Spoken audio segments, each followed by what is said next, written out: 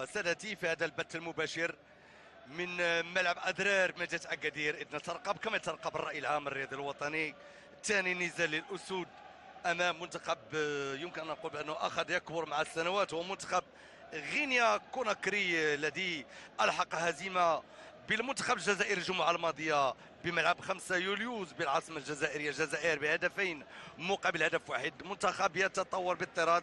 الفريق الوطني اليوم بعد مقابلة مهمة الجمعة الماضية هنا بأكادير أمام قرابة 45 ألف مناصر، وقدم مقابلة من شوطين. شوط أول يمكن نقول كان رفيع المستوى، جولة ثانية فيها يقظات المنتخب الإيفواري وكذلك بعض يعني النقص الذي انتاب الخط هجوم الفريق الوطني والسيل الجارف من الأهداف التي تم إضاعتها في المقابلة. على أي هذه مباراة ودية نترقب من خلالها عطاءات اللاعبين وبسخاء لعودة التوهج والتوازن للفريق الوطني، وسيظهر من خلال التشكيلة ديال مقابلة اليوم أن بدو الزكي رب أقدم على 3 تغييرات فقط. غير الحارس محمدي بياسين بونو محترف فريق ساراغوس، وغير كذلك نبيل درار العربي اللذان لعب المقابلة الماضية بكل من عمر القادوري وعاطف الشحشوح. أبقى الدفاع كما هو عليه، وخط الوسط متشكل من 3 ديال اللاعبين هم منير عبادي، كريم الأحمدي، والواعد حكيم زياش المحترف بفريق توينتي الهولندي. على أي الجمهور الأكاديري اليوم تقريبا يمكن نقول الآن 10,000 متفرج والالاف من المناصرين لا زالوا يتوافدوا على هذه المقابله. وحسنا فعل المنظم لما اخروا المقابله بساعه عكس ما كان الشان في المقابله الاولى، على اعتبار الاف طلبه والعمال يخرجون في وقت ربما نسبيا متاخر. كيف ما كان الحال العلامه الكامله لمناصري ولانصار فريق وطني من اكادير ومن كل ضواحي اكادير ومن كل ربع الوطن.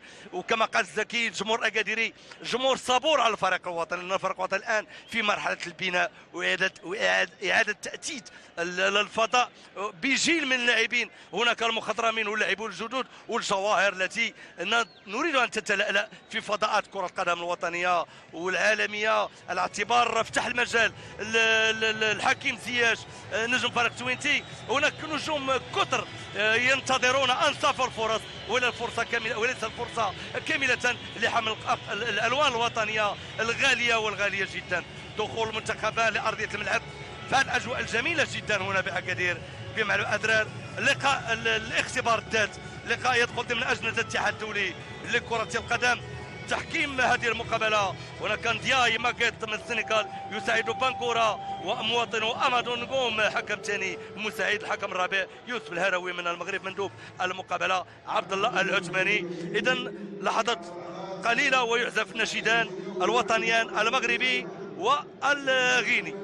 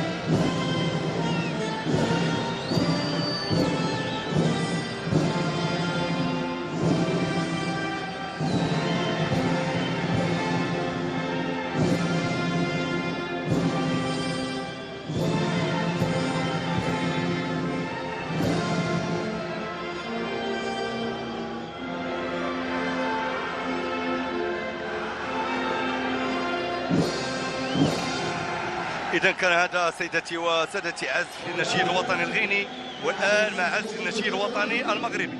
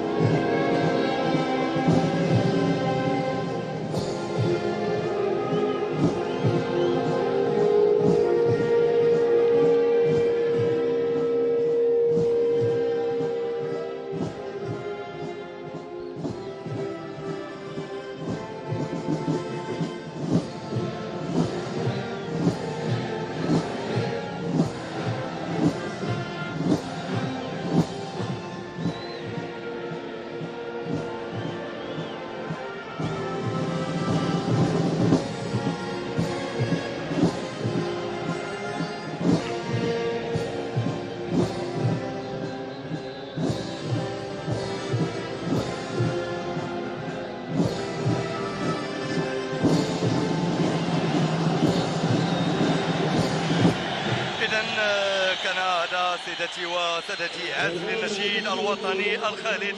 اذا نمشي بسرعه نعطي التشكيله ديال المنتخب الوطني المغربي في هذه المقابله. في الحراسه هناك بونو ياسين بونو رقم 1، عصام عدوى العميد رقم 17، زهير فضال 6، فؤاد شابي 15، اشرف الزهر 3، منير عبيدي 18، كريم الاحمدي 8، حكيم زياش 10، عمر عبد العزيز برادة 19، عمر قادوري 7، عاطف شحشوح رقم 16. مدرب المنتخب الوطني هو السيد بادو الزكي. امامكم التشكيله الرسميه للمنتخب الوطني طبيعه الحال دكه البدلاء. مجموعه من اللاعبين بالتاكيد سيفتح لهم المدرب بادو الزكي المجال وفق الضروره لاخذ قسم التنافسيه والاستئناس مع اجواء الكبار. اذا امامكم سبعه ديال اللاعبين في دكه البدلاء. نمشي ونعطي تشكيله المنتخب الغيني. هناك كيتا عبد العزيز في الحراسه رقم 16، كاميرا فودي 5، 14 كاميرا لانفيا، 4 بومبا فوسين، 17 كوندي سيكو، بانكورا ابراهيم سوري 13، 21 ديارة محمد، ديوب عمر 6، ديالو ساديو 9، يا ترى محمد 2، وكيتا نبي رقم 15. حكم المقابله امامكم ثلاثي تحكيم هذه المقابله يقودهم حكم الساحه ماكيت ندياي. اذا هذه التشكيله التي سيدخل بها كل منتخب في دكه بدلاء. مجموعه من اللاعبين ديال منتخب غينيا التي يقودها واحد من الاسماء الكبيره التي مرت من الكره الفرنسيه والاوروبيه. الامر يتعلق بالمدرب لويس ميغيل فرنانديز، واحد من اساطير كره القدم الفرنسيه الذي توج مع المنتخب الفرنسي كره القدم بكاس اوروبا للامم سنه 1984 مع المنتخب الفرنسي الكبير انذاك اللي كان كيضم مجموعه من النجوم من ضمن بلاتيني كيريس و ديدي سيكس والعديد من المشاهير كره القدم الفرنسيه. على اي مقابله مهمه، خصوصا ان المنتخب الغيني ينتشي بفوزه المهم الجمعه الماضيه بملعب 5 يوليوز بالعاصمه الجزائريه الجزائر بهدفين مقابل هدف واحد، وبذلك هو يعطي الانطباع بانه سيكون محكا حقيقي للفريق الوطني ويظهر من خلال التشكيله التي يلعب بها الاسود في هذه المقابله مقارنه مع التشكيله الماضيه، وانه المدرب بادو الزكي فقط غير حارسه المرمى ولاعبا في الخط الامامي بلاعبين اخرين. ابقى درار والعربي في دكه البدلاء وادخل بدليهما عمر القادوري وعاطف شحشوح. ربما الفريق الوطني قدم كل شيء في المباراه الماضيه الا يمكن نقول استعصاء على المستوى التهديفي. سيل من الاهداف تم اضاعتها خصوصا من طرف العربي اللي بطبيعه الحال لا شيء ينقص من قيمته كلاعب بمواصفات كبيره، والدليل انه تقريبا اكثر من 20 هدف في سنتين في الدوري الليغا الاسباني، وقبل ذلك 28 هدف في الدوري الفرنسي. لاعب عنده امكانات كبيره، يمكن كيمر من مرحله فراغ كما قال بادو الزكي، قال بانه لا شيء ينقص من قيمه العربي كلاعب. يمكن يلزمه بعض الوقت لاستيقاظ الانفاس واسترجاع ما يمكن استرجاعه لمستوى الثقه في النفس. كره مغربيه جميله من حكيم، شات عند شفيق، يمر عرضيه تهاوى تقريبا 4 لاعبين دفعه واحده. عاطف شحشوح نجم فريق سيفاس تمشي عند احمدي يعرج الوسط، وبالتاكيد غادي يلعبوا الاسود في مقابله اليوم بالفوز وعوده الثقه للفريق. لا لا لا لا لا لا لا لا شوف الحظ العاطر، انما ان دو من طراز رفيع ولا باللمسه الواحده كل السحر من رجل عمر قادوري نجم فريق نابولي تمشي عند عبد العزيز براده الفتى الواعد الذي يسترجع تدريجيا امكاناته مع فريق بجنوب فرنسا الفريق الكبير اولمبيك مارسيليا. عبد العزيز براده امامكم 25 سنه المقابله رقم 26 رفقه الاسود. الحارس كيتا عبد العزيز بدون فريق الان، لان المدرب فرنانديز استعان بخدمات 20 لاعب ضمن مقابله الجزائر وفي مقابله اليوم امام المنتخب الوطني المغربي، 15 محترف وثلاثه من الدوري المحلي من فريق حوريه كوناكري، ولاعبان بدون فريق من ضمنهم الحارس كيتا عبد العزيز واللاعب ديوب عمر بدون فريق اللي هو لاعب استرجاعي في خط الوسط واللي سبق له درب فريق النادي القنيطري، انما امام استغرابات كبيره لم يتم ارتباط هذا اللاعب بفريق النادي القنيطري في الدوري الوطني لكره القدم. كره مغربيه، تغيير من حكيم، تمشي من جديد لخط الوسط. الفريق الوطني يدخل في المقابله تدريجيا. منير عبادي لاعب فرق قليل، المقابله رقم 17 لهذا اللاعب مع الاسود. والسحر الكبير هو اللي عند الظهير ايمن. الظهير ايمن فؤاد شفيق اعطى شحنه كبيره واعطى اطمئنان كبير كظهير ايمن بمواصفات كبيره. يمكن الكثير من النقاد والمتتبعين يروا في ارتباطه بفريق لافال فيه يعني لا يوازي قيمه الرجل، انما انا واثق الى مشى فؤاد شفيق بهذا الاصرار وبهذا العطاء غادي يترقبوا مستقبل كبير. عنده 26 سنه، محاوله عبر الاطراف، ارتباك كبير، وهنا التدخل ديال بومبا فوسين لاعب فريق ايانا بال القبرصي. يمكن نقول شوف هذا الفتى الواعد يمرر تمشي لعند لانفيا، تبادل في خط الوسط، محاوله للفريق الوطني يزحف بقوه على مستوى الانتشار في الملعب. مشى عاطف يمكن يمرر وتماس بعد التدخل الانتحاري ديال كونديسيكو لاعب فريق دونيسك الاوكراني، واحد من اللاعبين المهمين الذين يعتمد عليهم المدرب فرنانديز. كره مغربيه، اشرف الازعر لاعب فريق باليرمو، يسرى الساحره، محاوله للمرور باللمسه الوحيده وتمريرات جميله، والحكم لم يؤشر لان هناك تسلل، ان البدر عمر قادوري اعتقد خطا بانه كان متسللا وهو لم يكن كذلك. يعني هذا الحارس كيد عبد العزيز 26 سنه. بطبيعه الحال لقاءات لم تعد هناك منتخبات صغيره على المستوى الافريقي، هذه حقيقه واضحه للعيان. وهذا الاستحقاق يدخل، هذه المقابلات الوديه تدخل ضمن استعدادات المنتخبين للاستحقاقات الافريقيه والعالميه القادمه. والفريق الوطني تترقب مقابله مهمه حاسمه من جولتين امام منتخب غينيا بيساو. المقابله التي ستدور في مدينه باطا التي لها ملاعب يتسع لقرابه 35,000 متفرج. لقاء الذهاب بأرض الوطن بمشيئة الله في 12 من شهر القادم، والمقابله العوده بغينيا بيساو 3 ايام بعد ذلك. كره غينيه، محاوله المرور، تدخل زهير فضال، تمشي من جديد للوسط، محاوله البناء من قناه الوسط، تمريره من لاعب ساديو، محاوله المرور، محاصر بشكل صحيح. نذكر بانه في المقابله ديال كوت ديفوار فؤاد شفيق يمكن نقول خنق انفاس نجم فريق ايسروم لاعب جيرفينيو عميد منتخب الفياله في غياب العميد الرسمي يا توري. تغطيه من الفريق الوطني، محاوله للتمرير، الفريق الوطني يضغط تقريبا ب4 على ب5 ديال اللاعبين. مشى زياش امكانات كبيره ما شاء الله لهذا الفتى الواعد حكيم زياش. هو ضابط ايقاع الفريق الوطني، وقال عنه المدرب بدو الزكي انه سيكون له شان كبير في على مستوى مستقبل الكروي الشخصي وعلى مستوى الاضافه اللي يمكن يعطيها الفريق الوطني. زهير فضل يفضل تمرير الكره للاعب عصام عدوى. عصامي بالفعل يحمل الشارة العميد. كره لمنير عبادي ضعيفه تمشي لخط الوسط، الكونتر اتاك للمنتخب الغاني، محاوله مرور انما ملتقطه بشكل صحيح.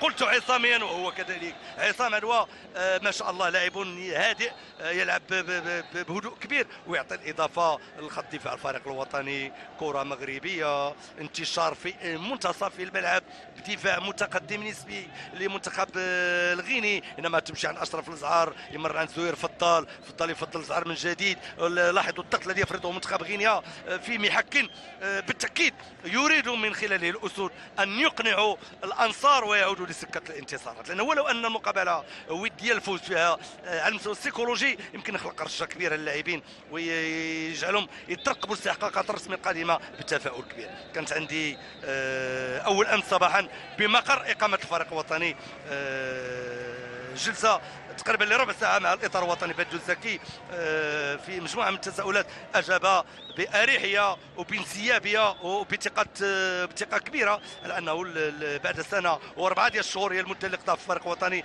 قال بانه راضي على عمله وراضي على عطاءات اللاعبين، وان كان بعض الاستعصاءات تطارد على مستوى الخط الهجوم. قال هذه اشياء سيتم تصحيحها مع مرور الوقت، وقال بان همه الكبير كان هو يوسع قاعده ديال الاختيارات، والشيء اللي نجح فيه حتى الان تقريبا قال كان دائما الزكي عنده ما بين 40 حتى 50 لاعب يمكن يستعان باي واحد منهم في اي لحظه كانت وفق الحاجه والضروره. نتمنى له كل التوفيق الى جانب باقي اللاعبين اللي كما قلت عوده التوهج الفريق الوطني والذهاب بعيدا في الاستحقاقات القادمه، لانه تقريبا في 6 ديال الدورات الاخيره لكاس افريقيا الامم تخرج كره قدم المغرب من الدور الاول، الذي لم يعد مستصغرا. فبذلك الان امكانات كبيره رصدت للاسود ليكونوا في الموعد ويسالوا في اللحظات الحاسمه. كره جميله انما سوء التفاهم ما بين فؤاد شفيق وعبد العزيز براده. الامور واضحه، الامور واضحه حتى غياب 3 لاعبين يمكن نقول من عيار كبير. غياب بن عطيه يعني اللاعب الواعد واللاعب ذو الامكانات الكبيره، وغياب داكوستا وغياب امرابط اللي نتمنوا له هذا الثلاثي عوده سريعه للفريق الوطني، خصوصا امرابط الذي خضع للعمليه الجراحيه بمدينه روتردام امامكم. فرنانديز 56 سنه لعب المنتخب فرنسا تقريبا 10 ديال السنوات، 10 ديال من 82 92 60 مقابله دوليه، 6 ديال الاهداف، ومدرب امكانات مهمه. يلا يا حكيم يلا يمرر، انما اعتقد انه كان في نيته انه يسدد بقوه، انما اخطا الوجهه. على اي هذا هو اللاعب الوحيد 22 سنه اختار بالقلب وبالروح حمل القميص الوطني على اغراءات كره القدم البرتقاليه، يعني بها كره القدم الهولنديه. كان عليه ضغط كبير حكيم زياج من طرف الصحافه ومحيطه العام الصحافه الهولنديه بطبيعه الحال لحمل الوان المنتخب الهولندي، انما فضل بالقلب وبالروح وبروح وطنيه عاليه لحمل القميص الوطني. وهو كان اكتشاف اسطوره كره القدم الهولنديه سابقا ماركو فان باستن، فيما الاسود يبحثون على هدف يجعلهم يناقشون الدقائق المتبقيه من عمر المقابله باريحيه وبهدوء، فيما الكره في طريق شفيق ينسى من الرقابه، يفعل ما يشاء، يمرر كان في نيته يمرر عاطف شحشو، انما الحارس يلتقط كيتا عبد العزيز يفضل زميله كوندي سيكو لاعب فريق دونيسك الاوكراني، تمرر عند كاميرا لمفيه في الوسط، ارتقاء، انما زهير فضل في الرقابه، يمرر خاطئه تمشي لخط الوسط، هذا الكونتر اتاك تمشي عند ديالو ساديو لاعب فريق باسيا، وحال المرور يمكن تماس تنفذ بسرعه خطيره خطيره خطيره خطيره خطيره خطيره خطيره، انما التغطيه كانت للعب شفيق شوف ماذا يفعل يبدل يمكن نقول بعض العباره. شفيق يبدو له يعني يمكن نقول مجهود خرافي ولزم تفادي الهفوات اللي يمكن تكون على مقربه من مرمى الحارس ياسين بونو. الزكي امامكم يتابع بالتاكيد في مفكرة الرجل تساؤلات كثيره وطروحات كثيره وبدائل كثيره. قال بانه سيمنح دائما في الجلسه اللي كانت عندي معه، قال بانه امله كبير انه يمنح يعني يعطي شحنه كبيره للفريق الوطني ويرجع للفريق الوطني ويتاهل لكاس العالم القادمه ويمشي بعيد في كاس افريقيا المقبله. كره جميله تمشي للممر عند براده الكونترول صحيح، تعرج على الوسط، كيلعبوا على خط تماس، يعرف شوف مشاو الاسلوب القصير. هذه الامكانيه اللي كان يخرجوا بهذا الانكماش الكبير ديال الغينيين امام مرمى الحارس. كيتا كره مغربيه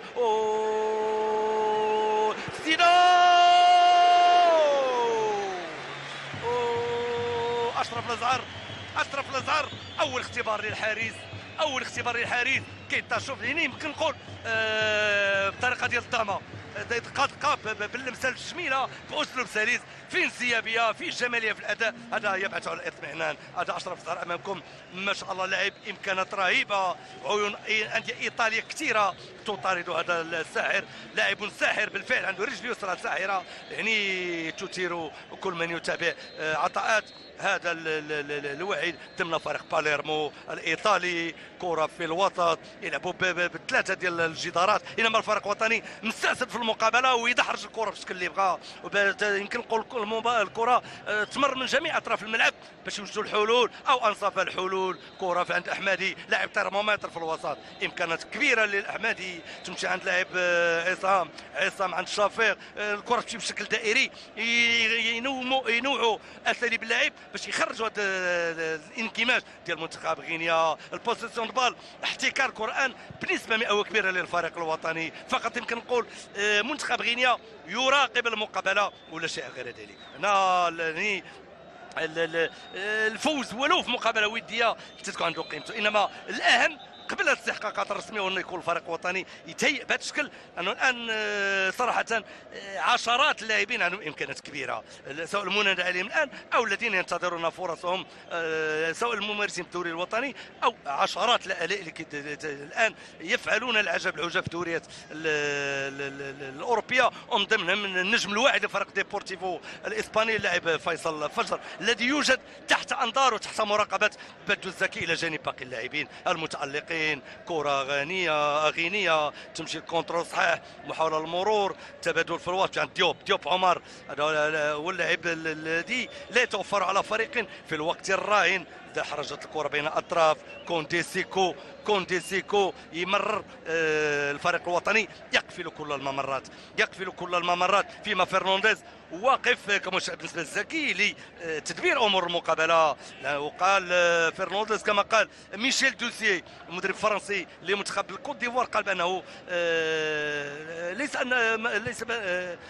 ليس بمسرور لانه فاز على الفريق الوطني، ولكن قال بانه مسرور لانه لعب مع فريق كبير اللي عتبوا في المقابله اللي هو الفريق الوطني المغربي. هذا الكلام لميشيل دوسيي المدرب الفرنسي لمنتخب الكوت ديفوار اللي اعترف بقوه الفريق الوطني، وقال بان مستقبل الفريق الوطني المغربي سيكون مهما في غضون شهور قادمه. كره بالرضا يلمس كره يكون تسلل، بالفعل حاله تسلل. مشى الفريق الوطني بهذا الاسلوب ديال اللاعب القصير يعني الاخراج، يمكن نقول اخراج منتخب غينيا من جحوره، فيما المقابله تصل للدقيقه 14. المقابله التاريخيه في التاريخ ما بين المغرب وغينيا تعود ل 39 سنه بالتمام والكمال، وكانت في مدينه ديردوا باثيوبيا، وانتهت بواحد ما بين الفريق الوطني ومنتخب غينيا كوناكري. كان المناسبه هي نهائيات كاس افريقيا للامم، واللي التعادل عطى الفريق الوطني الرياده الافريقيه والفوز باللقب الوحيد في تاريخه الرياضي. ينسى من الرقابه كاين بعض الثغرات على المستوى الدفاعي يلزم الاحتراس. من قلت المقابله تبقى في الاذهان، الفريق الوطني كان منهزم ب1-0 وكان تكفيه نتيجه التعادل باش يفوز باللقب القاري. واش اللي حصل في الثواني الاخيره من المقابله وبهدف غادي يبقى في الذاكره وغيبقى في التاريخ. مسجل الهدف التاريخي انذاك واللاعب بابا امكروح نجم الدفاع الحسن الجديدي والفريق الوطني. الهدف الذي كان يزين ذهبا واللي اعطى المنتخب الوطني المغربي الرياضه واللقب القاري الوحيد في تاريخ كره القدم المغربيه حتى الان. فبمناسبه تحيه لنجوم تلك الحقبه، من الحارس الهزاز، من الصمات العربي الشباك، المهدي عسيله، فراس، الزهراوي، الكزار، لاعب كتر، تحية لهم في هذا البث المباشر لأنهم أدخلوا كرة المغربية للتاريخ على المستوى الإفريقي من باب الواسع. كرة مغربية تمشي عند زهير فضال، تمشي عند منير عبادي، يلعبون بتنويع أساليب اللعب، إنما الفريق الوطني يلعب بثنائيات، مثلثات، مربعات، يعني أشكال جميلة في دحرجة الكرة برقعة الملعب تسر الأنصار وملايين المشاهدين الذين يتابعون معنا هذه المقابلة على شاشة القناة الأولى. كرة مغربية تمشي عند عبد العزيز براده، يفضل عصام علوه، عصام قريب من زهير فضل، يعني الاسلوب سلس، انما هدف يمكن يرفع من وتيره المقابله ويجعل الفريق الوطني يناقش المقابله بهدوء اكبر. حذر من الكونتر اتاك ديال منتخب غينيا، تمشي لخط الوسط، هناك اللاعب نابي كيتا لاعب فريق سالزبورغ النمساوي، محاوله المرور، انما الفريق الوطني يقفل كل المنافذ وكل الممرات. الزكي بطبيعه الحال عنده اساليب كثيره يمكن انه في كثير من المناسبات اسلوب اللعب وفق ما تراه عين العين التقنيه له في هذا المقابله امام هذا الخصم الذي ليس بالسهل ابدا هو منتخب غينيا كوناكري. يعني انا استغرب من بعض الناس يقولون بان الجوله الثانيه هي للمدربين، يعني وكاني بالمدربين ليس لهم دور وكاني بهم ليس لهم دور في الجوله الاولى. هذا رايي المتواضع، هذا يعني كلام يعني مردود عنه ومغلوط، لانه المدرب يتواجد طيله دقائق المقابله وليس فقط في الجولات الثانيه. يعني فيما الفريق الوطني يبحث عن الحلول في هذه المقابله التي تعتبر محك اخر.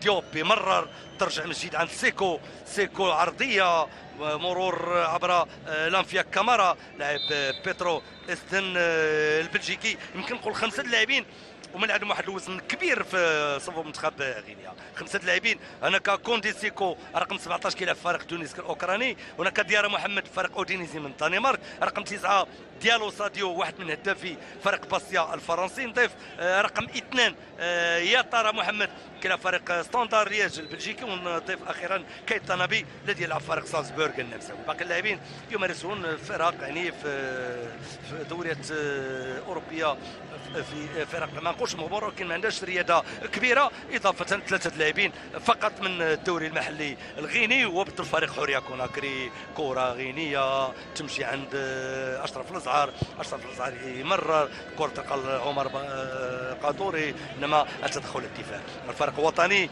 الى سجل هدف ونحن نصل الدقه 18 غادي يخرج منتخب غينيا من هذا يعني الصرامه الدفاعيه. ونذكر بانه كما كان شان المقابله الاولى الالاف من مناصري الفريق الوطني لا زالوا يتوافدون على ملعب ادرار الجميل، ملعب ادرار الايقونه، حب جارف للمناصرين للفريق الوطني في اكادير، في الداخله، في العيون، في وجده، في كازابلانكا، في قنيطره، في مراكش، في فاس، في كل ربع الوطن. حب كبير للفريق الوطني الذي نتمنى عودته الكبيره للرياده الافريقيه والاستحقاقات الرياضيه العالميه. كره مغربيه مشات مباشره في يد الحارس، مشات مباشره في يد الحارس. بطبيعه الحال المنتخب في المقابله الاولى يمكن نقول بالنسبه لهذه المقابله المنتخب غينيا وصل المغرب اول امس في رحله قادته من الجزائر لمطار المسيره بمدينه اكادير، ووجد بطبيعه الحال كما كان بالنسبه للمقابله الاولى امام منتخب الكوت ديفوار ترحابا كبيرا، وفرت له كل الامكانات الراحه والاقامه فبذلك يعني ترك انطباعا جميلا سواء لدى الإيفواريين او لدى الغينيين. كره مغربيه تمشي عند اشرف الازهر، يفضل زهير فضل يمرر عند بن عصام لمن المقابله يمكن نقول فيها قراءات تكتيكيه على درجه عاليه من التعقيد، انما الفريق الوطني مقدم حتى الان مقابله مهمه وكيبحث على الحلول او انصاف الحلول. شوف كونتر اتاك خطير مشى المهاجم الغيني حول المرور وهدف. يمكن نقول فراغات، وقلتها وساكررها، فراغات في قلب دفاع الفريق الوطني. يعني هذا الخطا الثالث ترتكب في منطقه دفاع الفريق الوطني يجيب هدف. قلت لهم المقابله واتفقوا على الهجوم مباغت. الكونتر اتاك كان خطير والهدف. اذا محمد يعني الهدف يجي في وقت استراتيجي المقابله الدقه 20. الا كان ممكن بالتاكيد غنعاودوا نشاهدوا اعاده هنا. شوف اش غادي يعمل في وسط 4 ديال اللاعبين، تلعب ب4 لاعبين وعطى كره يعني جميله وبتسديده قويه كيتمكن ياتارا محمد لاعب فريق ستاندار لياج البلجيكي من تسجيل هدف جميل وصاحب العمل الكبير. امامكم كيتا نبي لاعب فريق سالزبورغ النمساوي الذي هيأ كره جميله لزميله ياتارا الذي افتتح حصه التهديف مبكرا نسبيا في الوقت اللي كان الفريق الوطني هو الاقرب للمرمى. كره للفريق الوطني تمشي عند شفيق لعبادي المنتخب الغيني، منكمش بشكل يمكن نقول فعال، ماشي قريب من الحارس ولكن في منتصف ملعبه يعني فرصه يلا براده يلتقط، براده يسدد ضربة جزاء بالفعل، ضربة جزاء. اظن صاحب توغل هو اللاعب منير عبادي بالفعل. الفكره كانت شميله لبراده، وربما الاحمدي هو الذي يتولى، الاحمدي سيتولى تنفيذ ضربة جزاء، شوف هنا مشى كاين عرقله، كاين تاكل عرقله من الخلف، ضربة جزاء واضحه. حكم المقابله ماكيت ندياي من السنغال يعطي ضربة جزاء للفريق الوطني. عمر قادوري يتولى تنفيذ ضربة جزاء المقابله رقم 15. نسبق له 4 ديال الاهداف للفريق الوطني، 4 اهداف للفريق الوطني في 6 اهداف مع فريقه نابولي في الدوري الايطالي لكرة القدم هذا الموسم الذي يستسد فيه فريق فيورنتينا في الرتبة الأولى. قادوري وش هذا التعادل، إذا القادوري يعيد المقابلة لنقطة صفر من ضربة جزاء. رد فعل الفريق الوطني كان سريعا، بعد يا ترى محمد تقريبا واحد الفرق ديال 2 دقائق الفريق الوطني من ضربة جزاء. عمر قادوري يسجل هدف تعادل للفريق الوطني. المؤازرة كبيرة للمناصرين لأسود الأطلس، والجمهور الآن يمكن نقول تقريبا واحد 30,000 متفرج، ولا زال الآلاف، نقول آلاف ماشي مئات الآلاف من المناصرين الفريق الوطني يصلون تباعا لملعب أدرار لمؤازرة الأسود فيما تبقى من عمر هذه المقابلة. كرة مغربية، كرة من أشرف الأزهر قرب من قادوري لمن حال المرور، إعادة بناء ياسين بونو، كرة ترقى العصام عرضية. بطبيعة الحال لقاءات كثيرة في التاريخ الرياضي ما بين المنتخبين، 13 مواجهة بين المنتخبان، وهذه المواجهة رقم 14. فاز المغرب في 6 مواجهات وفازت غينيا في لقاءين. تعادل ما بين المنتخبين في 5 ديال اللقاءات، سجل المغرب 17 اهداف وسجلت غينيا 10 اهداف. في الوقت اللي تقابلوا الفريق المنتخبان في 3 لقاءات وديه. تبادل كروي، البحث عن الحلول او انصاف الحلول. عبادي ماذا يفعل؟ عبادي يمكن يمرر العرضيه، واش اللي فعل الان؟ تمشي عند اشرف الازهر قرب منه حكيم ينط ما شاء الله في كل ارجاء الملعب، لانه هو اللاعب والروليور ولاعب الربط، منسق من طراز رفيع في خط الوسط، وبالتاكيد يلزموا بعض الوقت للاستئناس تدريجيا مع اجواء الكبار. طريقه باش حط الكره بالصدر حكيم سياش لبراده، التنم عن توقين رفيع عن المستوى الفني وعن لمسات ساحره، وعلى ان في شعبه الرجل اشياء كثيره يعطى بمشيئه الله وبسخاء للفريق الوطني في الاستحقاقات الرياضيه القادمه. كره مغربيه، فرنانديز امامكم يتابع ماذا يحدث امامه، وقال والاخر نفس الكلام الذي قاله مدرب كوت ديفوار ميشيل توسي. خطيره تمشي عند لاعب صفاقس تركي عاطف شحشوح حول المرور، 29 سنه هذا اللاعب، امكانات كبيره مسجل 7 ديال الاهداف في الدوري التركي لكره القدم، فريق صفاقس سبور التركي. كره مغربيه مشى اشرف الازهر حول المرور، الحكم قريب كل العمليات، شحشوح من جديد يمر جميله لو ارتقى قليل عبد العزيز براده كم امكان تكون وضعيه مغايره، ارتقاء، محاوله المرور جميله، خرج كره مساحه ضيقه، انما اليوم نشيط عبادي نسبيا قياسا مع المقابله الاولى، وبراده لاعب خط وسط، انما مهارات هجوميه لا نعلم الامكانيات مهمه. بسرعه من بونو تمشي عند اشرف الازهر. الفريق الوطني بطبيعه الحال على امتداد عام و4 شهور لقاءات عديده للاسود وديه بمدارس رياضيه مختلفه. تمشي مجدي فانت كور من طراز رفيع، فانت كور من طراز رفيع، كان تمويه جسدي موه تقريبا. منير عبادي 4 ديال اللاعبين غينيين هنا. يمشي المنتخب الغيني لتنويم المقابله، واقف يعني لا يريد المجازفه لانه يستشعر الامكانات الفنيه الكبيره للاعبين المغاربه. كره مغربيه تمشي عند حكيم لاعب الربط في خط الوسط، تمشي عند شفيق لاعب بدون اخطاء، يمكن نقول بهذه العباره لاعب بدون اخطاء، نشيط، هو ظاهر ايمن وجناح، عنده ازدواجيات مهمه. شوف مرار انما الحارس لاعب ما شاء الله بامكانات مهمه. فؤاد يعني شفيق 26 سنه، انقض على الرسميه بالنواجذ، بطبيعه الحال. اول مقابله بين المنتخبين تعود لسنه 1974 في اقصائية كأس العالم لمونديال ألمانيا 1974. المقابلة كانت في غينيا كوناكري 1-1 وبمدينة تطوان بملعب سانت الرمل. الفريق الوطني فاز على المنتخب الغيني بجوج. آخر مقابلة رسمية المغرب غينيا، أو آخر مقابلة بين المنتخبين ودية الدار البيضاء 2-1.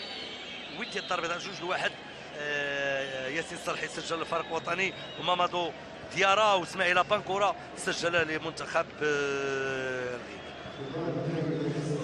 قل من اللاعبين القلائل اللي باقي الان مع الفريق الوطني يلعبوا اخر مقابله مع المنتخب المغربي امام منتخب غينيا. نجد الغائب بن عطيه، الاحمدي، عدوى، خرجه، بالرضا، تقريبا واحد 4 حتى 5 لاعبين. هذا يعطي الانطباع بانه تغييرات كثيره وقعت في الفريق الوطني. يعني كما قلت في المقابله الاولى رشيد طوسي رتب العديد من الامور، وبعد ذلك جاء بدر الزكي لتتمه المشوار. وطبيعه الحال لكل مدربين استراتيجيته، لكل مدربين اختياراته وقناعته الشخصيه، وهو المسؤول رقم 1 عنها. فيما المقابله تصل دقه 27 امامكم زهير فضل يلعب الى جانب عصام عدوى في قطب دفاع الفريق الوطني. كره غينيه تمشي عند لاعب ساديو، محاوله المرور، عندهم فرديات مهمه. هل ضربه مرمى ام بالفعل ضربه؟ يقول حكم المقابله ضربه مرمى للفريق الوطني، ضربه مرمى للفريق الوطني. بطبيعه الحال لاعبون كثر في الفريق الوطني الان تجاوزوا المشاركه رقم 30. خرج القيدوم المخضرم 11 سنه، عنده 83 مقابله في جعبته، وهو بالمناسبه هداف الفريق الوطني ب 12 الاصابه، ب 12 الهدف. خرج الاكبر على مستوى السن والاكثر حمل القميص الوطني، وهو الهداف ديال الفريق الوطني.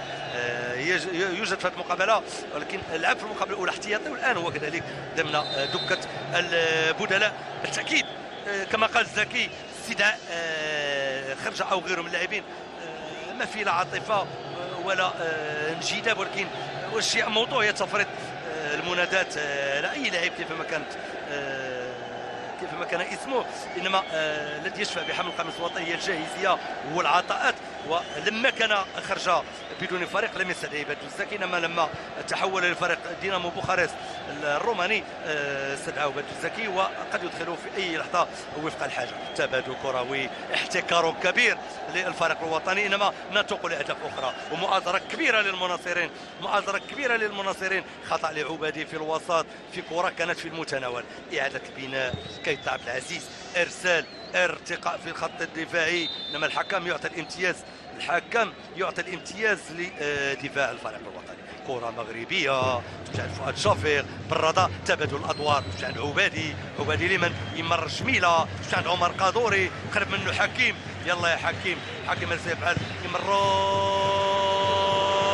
كل تمريرات حكيم زياش عندها طابع الخطوره، يمكن يقوم بسونتراج كثير، يعني تمريره وفي نفس الوقت تسديده يمكن ترتبط مع اي مدافع سواء ديال الفريق الوطني او ديال المنتخب الغيني ويكون هدف. زاويه مغربيه، حكيم زياش في التنفيذ في الممر الايسر من حيث موضوع الحارس كيت عبد العزيز، حكيم زياش يرسل، ارتقاء بانكورا، الكره في طريق التماس، ضغط كبير للفريق الوطني واحتكار كبير للكره من طرف الفريق الوطني. انما نترقب هدف ثاني في الوقت المقابله. هي محك حقيقي امام منتخب لم يعد صغيرا، منتخب مهم، واستيقظ في السنوات الاخيره وتصل لكم هذه الاصداء. تقريبا الان يمكن نقول 35,000 مناصر، ولا زال المئات يتوافدوا على ملعب أدرار بأكادير لمؤازرة أسود الأطلس. كرة مغربية عند عبد العزيز براده، كرة بطريقة أشرف الأزهر يروض، دفاع الحكم يقول ليس هناك خطأ، فيما خروج في الدار ويمرر للوسط عند حكيم، ليس هناك خطأ يقول حكم المقابلة. صاحب تدخل هو اللاعب ديارة محمد، يمرر العرضية محاولة الصعود، هذا كيطنبي والحكم يقول ضربة خطأ. الحكم يقول ضربة خطأ. كان هناك اصطدام ما بين زهير فضال واللاعب الذي يحمل رقم 15 كيتا نبي لاعب فريق سالزبورغ النمساوي، هو صاحب التمرير رقم 15 هو الذي مرر في الدقيقه 20 لزميله يطار محمد وسجل الهدف الاول لمنتخب غينيا في هذه المقابله. كره عرضيه جميله يمشي عبر الاطراف، شوف ماذا يفعل، شوف شفيق ماذا يفعل، ما شاء الله. تجربه كبيره ولاعب بمواصفات عاليه جدا. يعني نسمي الاشياء بمسميتها، لانه شفيق يمكن نقول هو وافد جديد على الفريق الوطني، انما هذه المقابله رقم 3 لهذا اللاعب، انما انقض عليه بين وجه لاعب نيسون فوت، لعب بدون خطا، يعني دفاعا وهجوم، يعني امكانات مهمه ما شاء الله. كره مغربيه كيلعبوا بشكله 5-3-2، ديال الشكل باش كيلعب منتخب غينيا، وقد تتحول ل 4-4-2 او 4-5-1.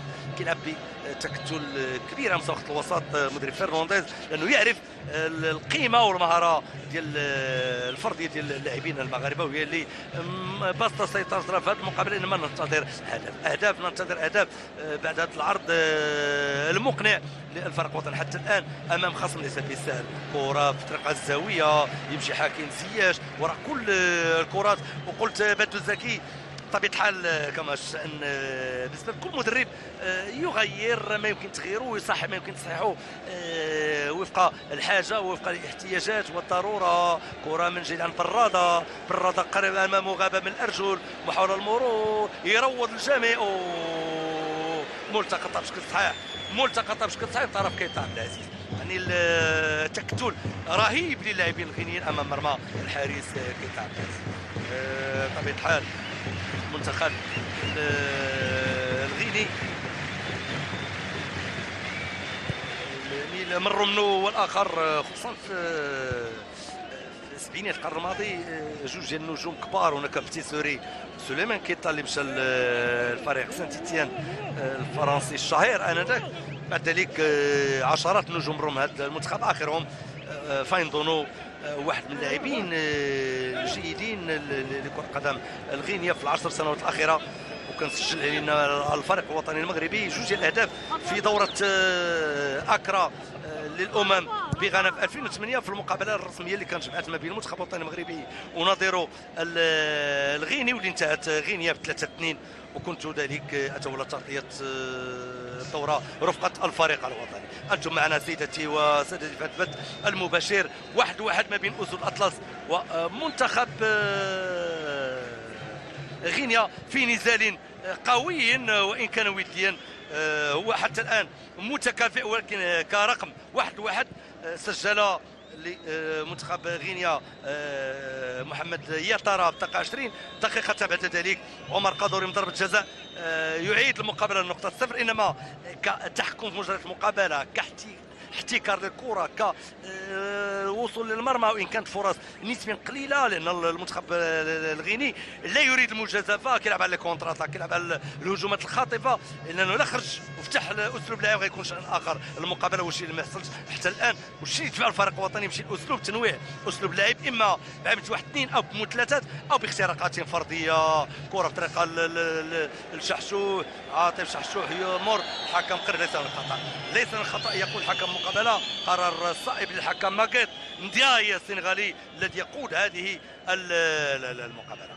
يعني بطبيعه الحال عيون زكي تدون كل كبيره وصغيره، ويمشي الفريق الوطني يسجل الهدف الثاني غادي يكون المقابله عندها شان اخر. تدخل بدون خشونه واسترجاع مهم للفريق الوطني للكره، فيما تبادل الادوار وتبادل المواقع اللي خلخلت لا اقول دفاع، ولكن اللي خلخلت المنظومه التكتيكيه التي يناقشها بها المدرب فرنانديز مدرب منتخب غينيا هذه المقابله. كره مغربيه، محاوله تمرير، الحكيم كان متالقا، واستخلاص استخلاص استخلاص استخلاص رهيب للاعب منير عبادي. تمشي من جديد من احمدي يشق طريقه الاولى، لا لا لا لا لا، كانت فكره جميله لعبادي باش توصل الكره للحكيم زياش، انما مسترجعه بشكل صحيح من طرف ديالو ساديو لاعب فريق باسيا كيلعب عليه كونتر اتاك صراع صراع صراع. انما عصاميا قلت دائما هو عصامي يلعب بهدوء ويعرف التايمين التوقيت الصحيح، فقاش تكون عنده القوه السباقيه. هنا الفرق ما بين مدافع متالق ومدافع غير متالق، يعني التايم مدافع متالق ولكن يخرج التوقيت الصائب باش ما يرتكبش خطا، انما بطبيعه الحال الان لما كان فريق وطني يمكن نقول غالي وغالي جدا. عشرات اللاعبين ينتظرون يعني شبه فرصه وليس فرصه كامله لاخذ الرسميه في الفريق الوطني وحدها. عوامل الانضباط والتنافسيه والجاهزيه والعطاء بسخاء هي التي تشفع لاي لاعب بحمل القميص الوطني. كره غينيا تمشي من جديد للاعب بانكورا لاعب فريق حوريه كوناكري، هذا واحد من اللاعبين القلائل الذين يمارسون في الدوري المحلي الغيني، فيما الاحمدي رئه الوسط التي يتنفس بها الفريق الوطني. احمدي ما شاء الله امكانات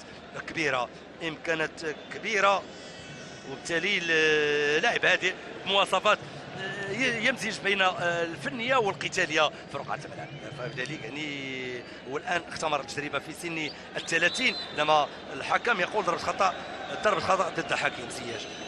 ضد حكيم زياش امام لاعب سريع يلزم احتياط منه كيتانابي لاعب فريق سالزبورغ النمساوي الذي يحاول أن يرفع من وتيرة المقابلة كلما احتكر الكرة وكانت في المتناول. أمامكم على الصورة 23 سنة ينشط بطبيعة الحال الدوري النمساوي لكرة القدم، تمشي عبر الأطراف، محاولة المرور،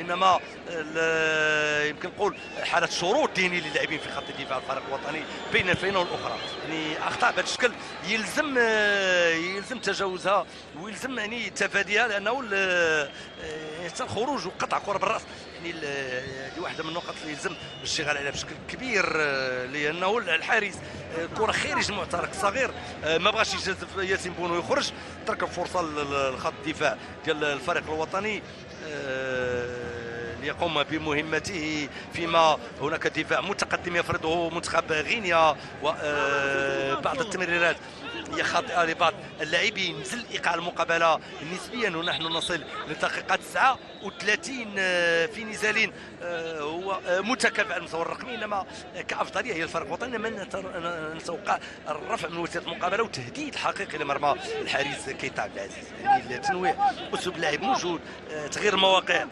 شيء موجود، انما بور كونكريتيز يعني تجسد هذه الامكانات على ارض الواقع واش اللي غايب الفريق الوطني الان باش يوصل للمرمى في اكثر من مناسبه، لانه هي تقريبا واحد اربعه ديال الفرص وابرزها كانت التسديده ديال اشرف الزهر اللي التقطها الحارس كيتا عبد العزيز، وكذلك التمريرات الجانبيه سواء من طرف برادة او شفيق من الممر ايمن او اشرف الزهر من كظهير ايسر. كره مغربيه مستخلصه من طرف منير عبادي. اول مدافعين في صفوف منتخب غينيا هم لاعبو الخط الامامي، هذا يعطي استراتيجيه بان المدرب فرنانديز قرأ جيدا للفريق الوطني، فبذلك نحن نتابع صراع تكتيكي كبير بين المدرب بدو الزكي والمدرب الفرنسي لمنتخب غينيا المدرب فرنانديز. عمر قادوري ايقاع يمكن نقول ماشي سريع على اعتبار الفريق الوطني تجهد كثير باش يوجد الحلول او انصاف الحلول امام هذا الانتشار الجيد للمنتخب الغيني. وامامكم فرنانديز مر من انديه كبيره، لعب لي باريس سان جيرمان، لعب لي ماترا راسينغ الباريزي، ولعب كذلك فريق كان في تاريخه الرياضي 60 مقابله كما قلت دوليه و6 ديال الاهداف، ولعب تقريبا واحد 360 مقابله في كمشواره كلاعب في باريس سان جيرمان وفي ماترا راسينغ وفي كان، وكان واحد من المدربين اللاعبين المهمين في المنتخب الفرنسي لكرة القدم. كما انه درب انديه كبيره في فرنسا وفي اسبانيا، من ضمنها في اسبانيا نجد اسبانيول فريق سيفي، في فرنسا وبيلباو كذلك، كما انه درب فريق باريس سان جيرمان وفريق كان وستاد ريمس. مدرب ماشي يعني عنده حموله تاريخيه وعنده بالماريس مهم، كره غنيه، محاول الامور عبر الاطراف، احمدي في المكان المناسب، الاحمدي في المكان المناسب. وهذا يمكن نقول هذا لاعب شرس، يمكن نقول ما بغيتش نسرع هذا اللاعب رقم 15 هذا كيتا لاعب فريق سالزبورغ دخل في صراعات ثنائيه قبل من الصراع اللي كان عنده مع الاحمدي، دخل في صراع مع اللاعب زهير كيتا. ما عرفتش انا علاش هذه النرفزه المبالغ فيها لهذا اللاعب الغيني امام الصوره يا فريق سالزبورغ النمساوي. تدخل عادي ديال الاحمدي عادي جدا، هو اللي ارتكب خطا، هو اللي ارتكب خطا يعني تدخل عنيف من يعني بشكل مرفوض على المستوى الرياضي. هذه مباراه وديه يعني، وحتى الاحمدي شاط غضبا لانه لم يطق هذا الذي فعله اللاعب كيتا لاعب فريق سالزبورغ. منتخب غينيا بطبيعه الحال انضم احسن مشاركه له هي في مصر في دوره 2006 في اخر كاس افريقيا، انهزم في دور الربع، كما انه سبق له خرج من دور الربع في دوره غينيا دوره غانا في 2008. مشارك في السنوات الاولى ما كانش في اولى كؤوس النهائيات الافريقيه للامم لم يكن مشاركا، التي ابتدأت سنه 1957. هذه واحده من التمريرات خاطئه لاشرف الزهر، واحده من المرات النادره التي اخطا فيها الوجهه، نزل ايقاع المقابله بشكل واضح. بطبيعه الحال نترقب اشياء عديده من الفريق الوطني في هذا النزال الذي يتابعه تقريبا 35,000 متفرج. وانتم معنا سيداتي وسادتي في بث المباشرين لمباراة المنتخب الوطني المغربي ونظيره الغيني، النزال الودي الثاني في غضون 3 أيام بعد النزال الأول قوي امام منتخب كبير مصر افريقيا ومنتخب الكوت ديفوار، والذي انتهى ايفواريا برغم السيطره الكبيره للفريق الوطني خصوصا في الشوط الاول، انما الاستعصاء الهجومي لا زمان طويلا. فرصه فرصه فرصه فرصه ودائما يمكن نقول فراغات على مستوى التغطيه، خصوصا التدخل بالضربات الراسيه في خط دفاع الفريق. واحد من النقاط لاحظوا اعاده امامكم بنفس الطريقه باش تسجل عندنا الهدف في المقابله الماضيه واللي كان هدف بسماتش براسيه امام غياب كبير للرقابه الدفاعيه. على اي تبادل كره في منطقه الفريق الوطني، كره في طريق الاشرف الزهر بعد تمرير لزهير فضال، الزهر من جديد عند احمدي عمر قادوري امام المساحه، يمكن يتقدم يمر لحكيم زياش يتوصل، محاوله المرور وخاطئه من جديد، والكونتر اتاك سريع مشات عند كيتا، انما الاحمدي ما شاء الله في كل الاماكن ضابط ايقاع خط الوسط. منير العبادي كره طريقه العاطف شحشوح يفضل يغير البراده، عنده حلول كثيره بالفعل. واش يفعل الان؟ براده ما سيفعل، مرزي كيلعبوا على كيضغطوا على حامل الكره بجوج 3 4 ديال اللاعبين، كره جميله انما عمر يحترس ولم يضيع هذه الفرصه. يمكن يسدد، كان بامكانه يسدد في الوقت اللي فضل يمرر لفؤاد شافير. ارتقاء لخط الدفاع، كره في طريق اشرف الازهر يمر عصام بالتبادل سليس، انما الاكثريه العدديه في خط الوسط هي للاعبين لا يريدون المجازفه، يعتمدون تقريبا على 3 ديال اللاعبين. هناك اللاعب يطارا مسجل الهدف، هناك ديالو ساديو لاعب فريق باسيا، ونضيف كيتا لاعب فريق سالزبورغ. تنتهي الجوله الاولى بايقاع يمكن نقول لا باس به للفريق الوطني الذي احتكر بنسبه مئويه كبيره الكره ونوع اساليب اللعب، انما للوصول لمرمى الحارس كيتا عبد العزيز هناك تمت استعصاءات. سيحاول المدرب بدو الزكي الوصول لحلول لهذه المعضله. القاكم سيداتي وسادتي بعد 15 دقيقه من الان، لا تذهبوا بعيدا. الى اللقاء. نذكر بان المنتخب الغيني سبق له انهزم جوج ديال المقابلات الوديه الاولى مع منتخب السنغال ب5-2، والثانيه امام تشاد ب2-1 قبل ان يعرج على ملعب 5 يوليوز بالجزائر الجمعه الماضيه ويفوز على المنتخب الجزائري بقلب الملعب 5 جويلية ب2-1. فرصه اخرى انما خروج موفق للحارس ياسين حارس واعد، حارس واعد معار من فريق اتلتيكو مدريد لساراغوس، حارس الرسمي شأنه في ذلك شأن الحارس المحمدي حارس فريق نومانسيا الذي اخذ يستأنس مع اجواء الفريق الوطني. نضيف هناك حارس ثالث لا يقل قدرة عن الاخرين، ويتعلق الامر بامين بورقادي حارس مرمى فريق اولمبيك خريبكا. كره غينيه كانت لمسه يد واضحه وصاحب هذه اللمسه هو ديالو ساديو لاعب فريق باسيا الاحمدي في الوسط. انطلقت المقابله تقريبا ب50 ثانيه. سنعاين ما سيحدث لانه الان بشكل 4-4-2 لا يريد المنتخب الغيني ان يجازف. هذا هو اللي يدفع اللاعبين المغاربه لتنويع اسلوب اللعب والبحث على بكل الطرق الممكنه طبيعه الحال الوصول لمرمى الحارس كيتا. كره للشفيق، محاوله للاختراق عبر الاطراف، يمكن يتخلص من الرقابه، انما الاحمدي قريب تابع كروي مش عند منير عبادي بعيده على اللعب فؤاد شفيق امامكم 26 سنه بل 28 سنه لاعب فريق لافال. هذه المقابله الثالثه لهذا اللاعب الواعد الذي اعطى الاطمئنان واعطى الثقه في قلب في خط دفاع الفريق الوطني. اذا اذا تسجل هدف يمكن الفريق الوطني بطبيعه الحال يمكن يخرج المنتخب غينيا من هذا الاسلوب الدفاعي. يمكن نقولوا مبالغ فيه، ما باغيش يخرج يفتح اسلوب اللعب، انه يعرف جيدا بان ذلك قد يكلفه غاليا، خصوصا ان الفريق الوطني تنوع يعني الايقاع كيرفع الايقاع نسبيا وكينوع الاسلوب اللعب، انما كيفيه الوصول لمرمى الحارس كيتا عبد العزيز تلقى واحده من النقط اللي يلزم الاشتغال فيها بفعاليه كبيره للوصول باقصى سرعه ممكنه لحارس الخصم، مستخلصها بشكل صحيح تمشي عند الاحمدي، تبادل اللمسه الواحده، انما من جديد كونترول جميل اللي بالراده يلعبوا تقريبا 10 لاعبين غينيين في نص ديال الملعب ديالهم، فقط كيناوروا بجوج لاعبين. هناك ديالو ساديو لاعب فريق باسيا، ونضيف المشاكس والمشاغب لاعب كيتا لاعب فريق سالزبورغ النمساوي. هذه بونو كره طريقه اشرف الازهر تمشي على زهير فضال يغير الوجهه، تمريره بدون اتجاه، فقط هناك اللاعب المدافع لانفيا الذي يبعد الخطوره. كره من جديد تمريره خاطئه وسوء تفاهم ما بين براده ولاعب منير عبادي.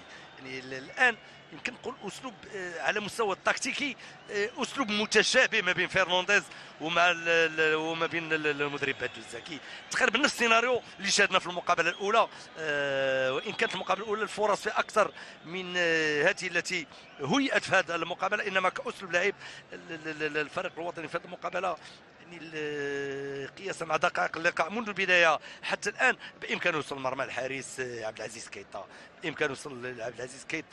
كره في الطريقه لديارة لامورتي الجميل اللي لعب القادوري يمر عند اشرف الازهر، ارتقاء للاعب سيكو كوندي لاعب فريق دونيسك الاوكراني، وحكم المقابله هادئ حكم المقابله ماغيت ندياي السنغالي الذي يقود هذه المقابله التي تجرى بروح رياضه كبيره ما بين لاعبي المنتخبين. جميله يلا يا حكيم تمشي انما لم يتحكم في كرته بشكل صحيح، يطارد الان كونتي سيكو، محاوله تمرير دائما مغربيه. محسن ياجور يلقى الدعم الكبير من طرف الانصار وهو يقوم بحركات تقنيه. مكان من سيدخل سنعاين مكان من كره طريقه الفضال يفضل لاعب شحشوح والحكم يمنح ضربه خطا للفريق الوطني. اذا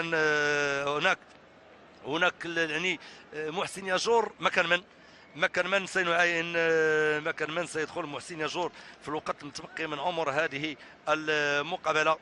30 سنه، لاعب فريق قطر القطري، سجل 6 ديال الاهداف للفريق الوطني. هذه المقابله رقم 15 لمحسن ياجور الذي سيدخل بعد حين. ضربه خطا مغربيه، ارتقاء لكوندي سيكو، تمشي عند احمدي بعيده بعيده، انما هناك فقط داير ايسر. الداير الايسر كيبغوا على كونتر اتاك، تيلعبوا على الهجومات المواغته، والاحمدي في كل مكان، الاحمدي في كل مكان. تجربه كبيره، تجربه كبيره. كل واحد نعطيو حقه، كل واحد نعطيو حقه، انما المحاوله المرور يمكن نقول مجهود خرافي. بهذه العباره مجهود خرافي يبدو له اللعيب الاحمدي في خط وسط ميدان الفريق الوطني. ما شاء الله عنده ازدواجات مهمه على مستوى افتكاك الكره من الخصم، يعني لاعب استرجاعي من طراز رفيع، وحتى على مستوى البناءات الهجوميه في جعبه الرجل ما يقول، في جعبه الرجل ما يقدم. انما عمر قادري في حاله تسلل، عمر قادري في حاله تسلل، فيما فرنانديز يعاتب احد الزملاء التقنيين الذين يتولون النقل المباشر للمقابله، يقول له بانه ربما استشهد من كلام فرنانديز قريب بواحد 3 امتار من الكاميرا الرئيسيه في منتحة الحكم الرابع، وربما يشير بيديه بانه يحجب عليه الرؤيه. على اي الاجواء فسيحه امام فرنانديز في كل رقعه الملعب لمتابعه كل كبيره وصغيره. كره غينيه تمشي لعند ديارة محمد، مستخلصه بشكل صحيح، ترجع عند كاميرا فودي. ديوب الذي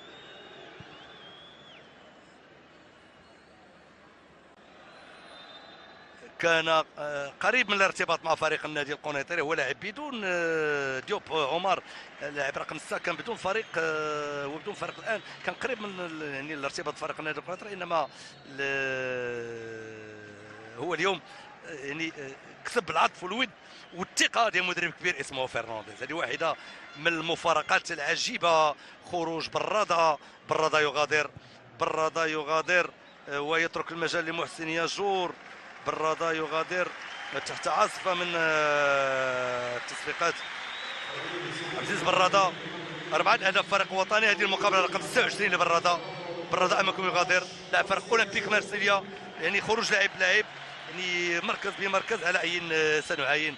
وربما غادي يمشي راس حربه صريح لاعب محسن ياجور الذي هذه فرصته للاستئناس واخذ الثقه والرفع من وتيره العطاء في صفوف فريق وطني كراس حربه. كره مدحرجه، ايقاع المقابله يمكن نقول ماشي عالي، انما اللي عالي في المقابله هو الضغط على حامل الكره، الضغط على حامل الكره وعدم المجازفه ومراقبه الخصم. هذه المعايير، هذه الخطوط العريضه للمقابله التي يفرضها كل منتخب على حامل الكره.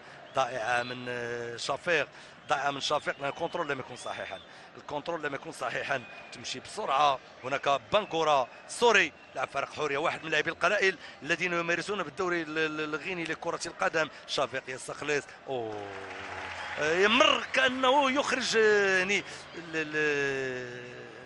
الشعره من العجين. لاعب امكانات مهمه على المستوى التقني. الحارس كيطا، ابعاد بدون تركيز، ارتقاء لزهير فضال، الكره في طريقها لانفيا. الفريق الوطني امشى الضغط العالي، ربما لارباك اللاعبين في الوقت لمنير عبادي في تمريره اخرى ضائعه لمنير عبادي الذي ينشط خط الوسط الى جانب حكيم زياش، وكذلك الاحمدي الذي يعتبر من اللاعبين المهمين في الفريق الوطني في السنوات الاخيره. تبادل عبر الاطراف، هناك تغطيه عصام محاوله التدخل، والكره لم تبارح رقعه الملعب، مستخلصه بشكل سريع تمشي لعند بومبا فوسين. تبادل من ديوب من جديد، ديوب بيغير الوجهه. تريونغ جميل في خط الوسط، وتغيير عرضي، لكن الكنترول غير موفق للاعب كاميرا لانفيا لاعب فريق بيترو ازدن في الدوري البلجيكي لكرة القدم. زهير فضال يمر عصام للاحمدي، يمكن نقول منومين المقابله الغينيين، لاعبين بانجو ستاتيك، يعني كل لاعب في وقت في المكان ديالو كيكتفيو بالرقابه، يعني يراقبوا حامل الكره ويقفلوا جميع المنافذ. واش اللي حاصل الان واش اللي يدفع الفريق الوطني العديد من التمريرات لايجاد الحلول او انصاف الحلول. عملت 1-2 الحكم يقول خطا، الحكم يقول خطا لفائده المنتخب الغيني. المنتخب الغيني على المستوى الافريقي يلعب يظهر ويغيب، لانه كما قلت المشترك في اولى سنوات الكاس افريقيا الامم غاب هذا المنتخب ورجع من جديد، ولكن غاب عاوتاني في واحد 12 سنه من 82 حتى 1994، يعني من الدوره اللي كانت في ليبيا حتى الدوره اللي كانت في تونس. فذلك وغاب طويل، لكن السنوات الاخيره رجع نسبيا للواجهه واستضعف اكثر من محطه المرور الدور الثاني والتاهل لدوري الربع. شوف الضغط العالي، شوف بريسينغ العالي، انما عصام يخرج كره من مساحه ضيقه تمشي عند اشرف الازعر، اللاعبين يعني بنفس الاسلوب، يعني نفس الصيغه تتكرر ما بين اللاعبين. مشى محسن ياجور، مشى محسن ياجور، محسن، انما الحارس اسرع، الحارس الاسرع كيتا عبد العزيز، كيتا عبد العزيز هو الاسرع. فقط بطبيعه الحال، فقط بطبيعه الحال غادي نشاهدوا يعني الوقت متبقي من عمر المقابله بايقاعات يمكن تكون عاليه، يمكن على اي نعاين ماذا سيحدث في الوقت المتبقي من عمر المقابله، وتغييرات بالجمله ستكون هنا وهناك في الوقت اللي هناك خطا لفائده عصام، لفائده عصام في خط دفاع الفريق الوطني. يعني عصام يتولى رقابات ديالو ساديو اللي كحبر رقم 9 الذي ينشط الدوري الفرنسي لكرة القدم. في الوقت اللي هناك لاعب سيلا إسياغا يستعد للدخول، سيلا إسياغا يستعد للدخول فيما تبقى من عمر هذه المقابلة. وسيدخل المدرب فرنانديز الذي ربما وقف بعد توليه الاداره التقنيه لمنتخب غينيا على العديد من الاشياء التي قد ترفع من وتيره التنافسيه لهذا المنتخب. كره مغربيه، زهير فضال مسخلاصه بشكل سريع، فضال من جديد قريب منه اللاعب كيتا نبي، هناك الاحمدي خرجوا كره من مساحه الخطر تمشي عند اشرف الازهر، تريونغل جميل في الوسط قريب له حكيم، حكيم يغير الوجهه تمشي عند شفيق، شفيق الكونترول قريب منه عصام، قريب منه عصام، يعني بشكل يمكن نقول مثير باش كيزحفوا باش كيضغطوا اللاعبين الغينيين على حامل الكره. يعني فيما المدرب الان فرنانديز سيقدم على تغييرين، غيدخل اللاعب سيلا إسياغا وغادي يدخل كذلك زميله كونتا ابراهيما، كونتا ابراهيما والاخر سيدخل فيما تبقى من عمر هذه المقابله. وخروج طبيعه الحال خروج اللاعب كامارا فودي لاعب فريق حوريه كوناكري، وخروج اللاعب بانكورا ابراهيم السوري لاعب فريق حوريه كوناكري كذلك. هذو لاعبان الوحيدان ممارسان في الدوري الغيني لكرة القدم اشتركهما رسميا المدرب فرنانديز المدرب الفرنسي للمنتخب الغيني لكرة القدم. في مزكي في نصائح للاعب عاطف شحشوح لاعب فريق سيفاس سبور التركي، ربما امداده ببعض التعليمات التي ربما مرر والاخر بعض الاشياء للاعب محسن ياجور الذي دخل منذ بضعة دقائق مكان لاعب الرادة. اذا اول تغيير في الفريق الوطني وتغييران دفعة واحدة في صفوف منتخب غينيا لكرة القدم. نزل ايقاع المقابلة بشكل كبير في هذه الجولة الثانية، انما على المستوى التكتيكي الصراع اكبر ما بين المنتخبين والبحث عن الحلول للوصول لمرمى الحارس كيتا عبد العزيز. كرة مغربية تمشي عند حكيم، حكيم انما الحكم يقول ضربة خطأ، الحكم يقول ضربة خطأ لفائدة ديوب، لفائدة عمر ديوب لاعب خط وسط ميدان منتخب غينيا. تبادل كروي كوندي سيكو، كرة في الطريق عبر الأطراف، هذا أول لمسة لسيلا إسياغا يمرر لكيتا، كيتا يتوغل انما تغطية عصام ومعه اللاعب فضال تمشي كرة عند جميلة جميلة جميلة من حكيم زياش في طريق العاطف، انما عاطف اخطا الوجهة، عاطف اخطا الوجهة من جديد. إسياغا تمشي عند منير عبادي، عبادي حكيم، حكيم يتخلص من الرقابة ولا لا لا لا لا لا لا, لا. انما ما مرتش لانه الاخر لاعب تدخل هو كوندي سيكو، كوندي سيكو نذكر هذا النزال نزالات كثيره عبر التاريخ. هذه 14 المواجهه رقم 13. فرصه فرصه فرصه من الحارس يقيد. خروج موفق للحارس ياسين بونو. هذه مواجهه رقم 14 بين المنتخبين. يعني الغلبه كانت في اغلب المرات للفريق الوطني. 6 ديال مواجهات فوز المغرب. غينيا فازت في مواجهتين. التعادل في 5 ديال اللقاءات. الفريق الوطني بالهدف اللي سجل ديال التعادل من طرف عمر القادوري هو الهدف رقم 18. ودخلت في مرمى الفريق الوطني 11 الهدف. المنتخبان فرصه فرصه الفريق الوطني. فرصه فرصه فرصه عاطف يتخلص من الرقبه. محسن ياجور يتخلص من الرقابه. صعبت المهمه. هذه واحده من الفرص المهمه للفريق الوطني. اشرف الزهر يروض الكره ويروض الخصم. بيونافون كان بيونافون الحكم ترك الامتياز. بالراس تمشي لعند اشرف يمرر جميله كل تمريراته تحمل طبعا الخطوره. اشرف قريب منه اللاعب حكيم يتوصل. حكيم ماذا سيفعل؟ انما في الحارس بدون خطوره فيما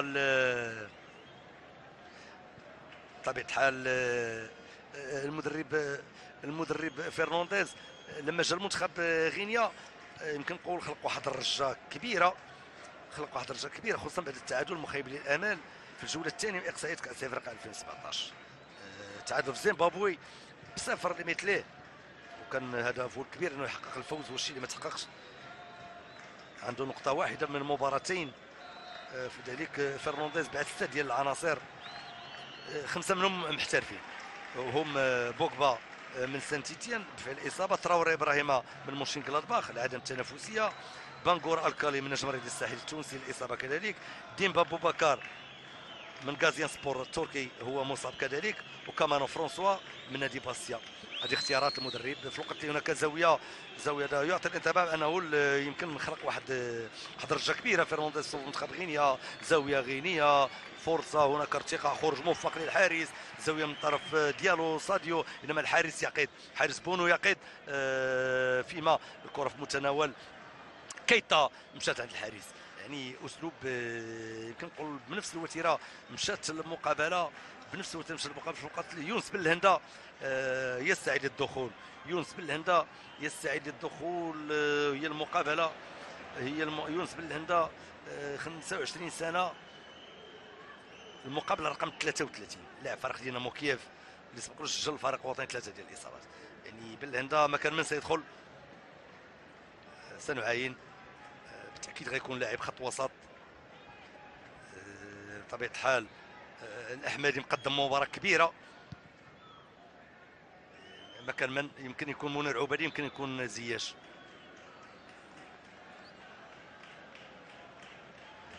بالفعل زياش هو الذي يغادر.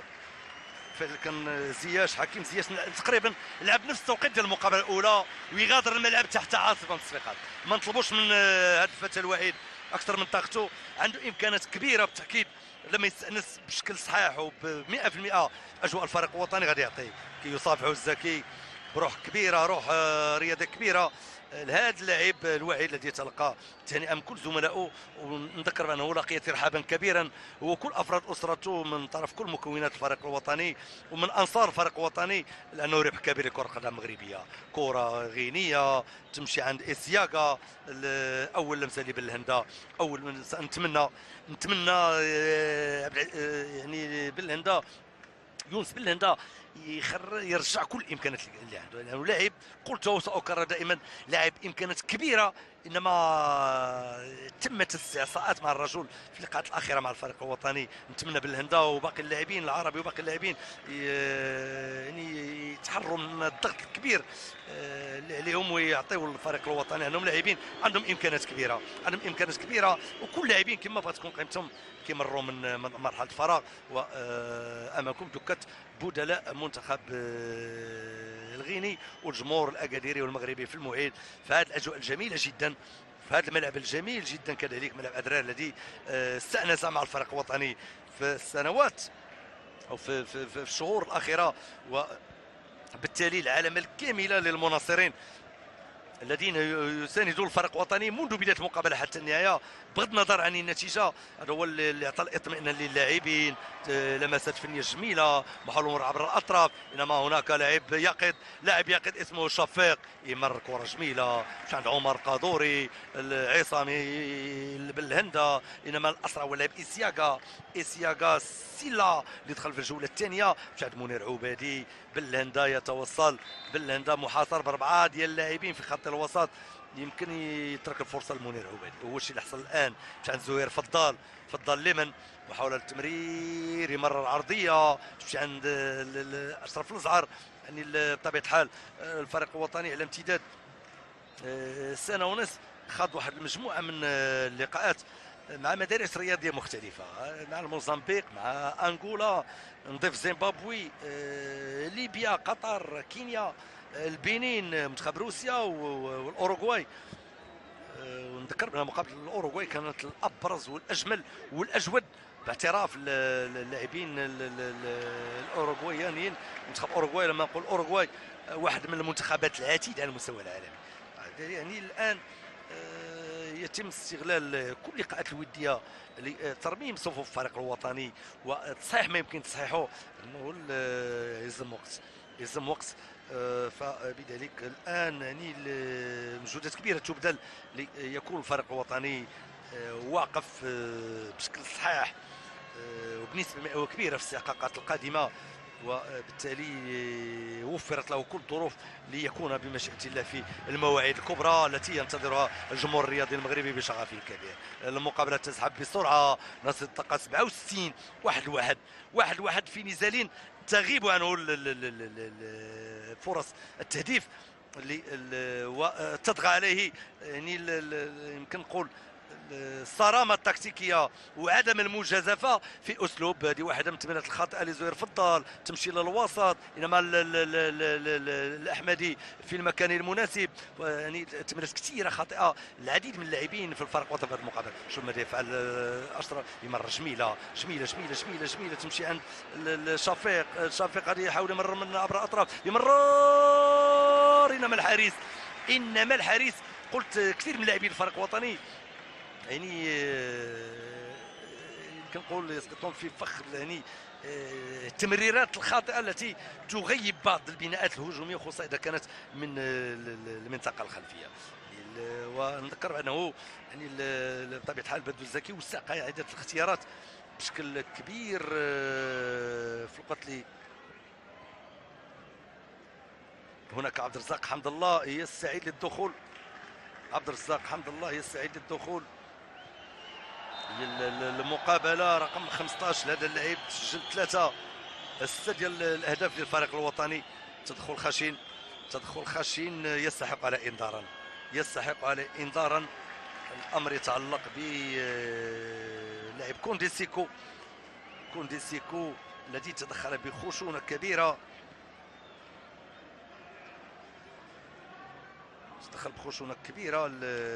سيكو امام لاعب شفيق. اذا الحمد لله في التغيير الثاني للفريق الوطني والتغيير الثالث في صفوف المنتخب الغيني لكرة القدم. فرنانديز ربما يؤشر للاعب الذي سيغادر، بل يأمر بتغيير بعض المواقع. إذا الحمد لله مكان يعني لاعب يعني خروج مهاجم ودخول مهاجم، خروج لاعب سيفاس التركي عاطف شحشوح. هذه المقابله رقم 10 هذا اللاعب عبد الرزاق حمد الله يدخل في هذه الاثناء. المقابله رقم 15 ل عبد الرزاق حمد الله اللي سجل الفريق الوطني 6 اهداف وكيلعب فريق الجيش القطري. هو يبلغ من العمر 25 سنه في الوقت اللي هناك تغيير. هناك سونكو بايساما كذلك واحد من اللاعبين الممارسين في الدوري المحلي الغيني يغادر، دخل مكان كيتا اذا كيطالع فرق سالزبورغ، وكان صاحب المغادر هو صاحب التمريره التي اعطت الهدف دقه 20. اذا ينفذ الخطا بسرعه، تمشي عند نبيل ضرار، يمر لي خاطئه من بالهنده مستخلصه في خط الوسط من طرف ديوب. بالهنده من جديد تمشي عند عصام، يمكن يمر الحارس، ما عندوش خيار اخر، تمشي عند الحارس ياسين بونو. ياسين بونو قريب منه زهير فضال لمن هناك لاعب الربط الاحمدي.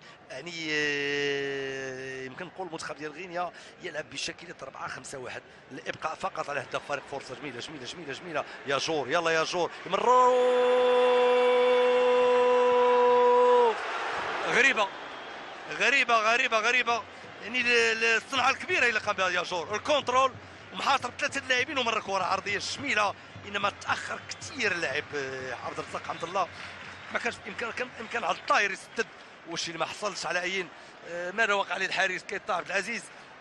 حسن سعيد زميلي نور الدين بامها وباقي الزملاء مشكورون على المجهودات الكبيره لاصرار كل كبير وصغير. شوف الكونترول هنا، شوف محاصرين وخمسه ديال اللاعبين، هنا الكونترول، هنا كونترول صحيح، هنا غادي يمرر مضاف منقص التمريرات ديال الصناعيه لانه كان عنده جدار امامه، لانه يمكن نقول هنا كان بامكان حمد الله يسدد مباشره، لو سدد مباشره كان يكون شان اخر. على اي هنا من يتاخر مجهود كبير لحمد الله، انما تكتلوا عليه ارجل اللاعبين، وكذلك حتى تموضع جيد ديال الحارس كيطا عبد العزيز. هذه ابرز فرصه للفريق الوطني في هذه الجوله الثانيه. فقط فرنانديز ربما غاضب على المدافعين في هذه المحاوله التي كانت للفريق الوطني. عمر قادوري وبالهنده في تنفيذ زاويه للفريق الوطني. نترقب هدف ونترقب ايجاد الحلول للوصول لمرمى الحارس كيطا، الوصول لمرمى الحارس كيطا عبد العزيز. حتى الان تكافؤ على مستوى النتيجه. القادوري يمرر، تمشي عن بومبا فوسين مستخلصه بشكل صحيح. عمر قادوري من جديد يمرر، وبهذه التمريرات العرضيه هي في مصلحه الغينيين لانهم عندهم قامه طويله.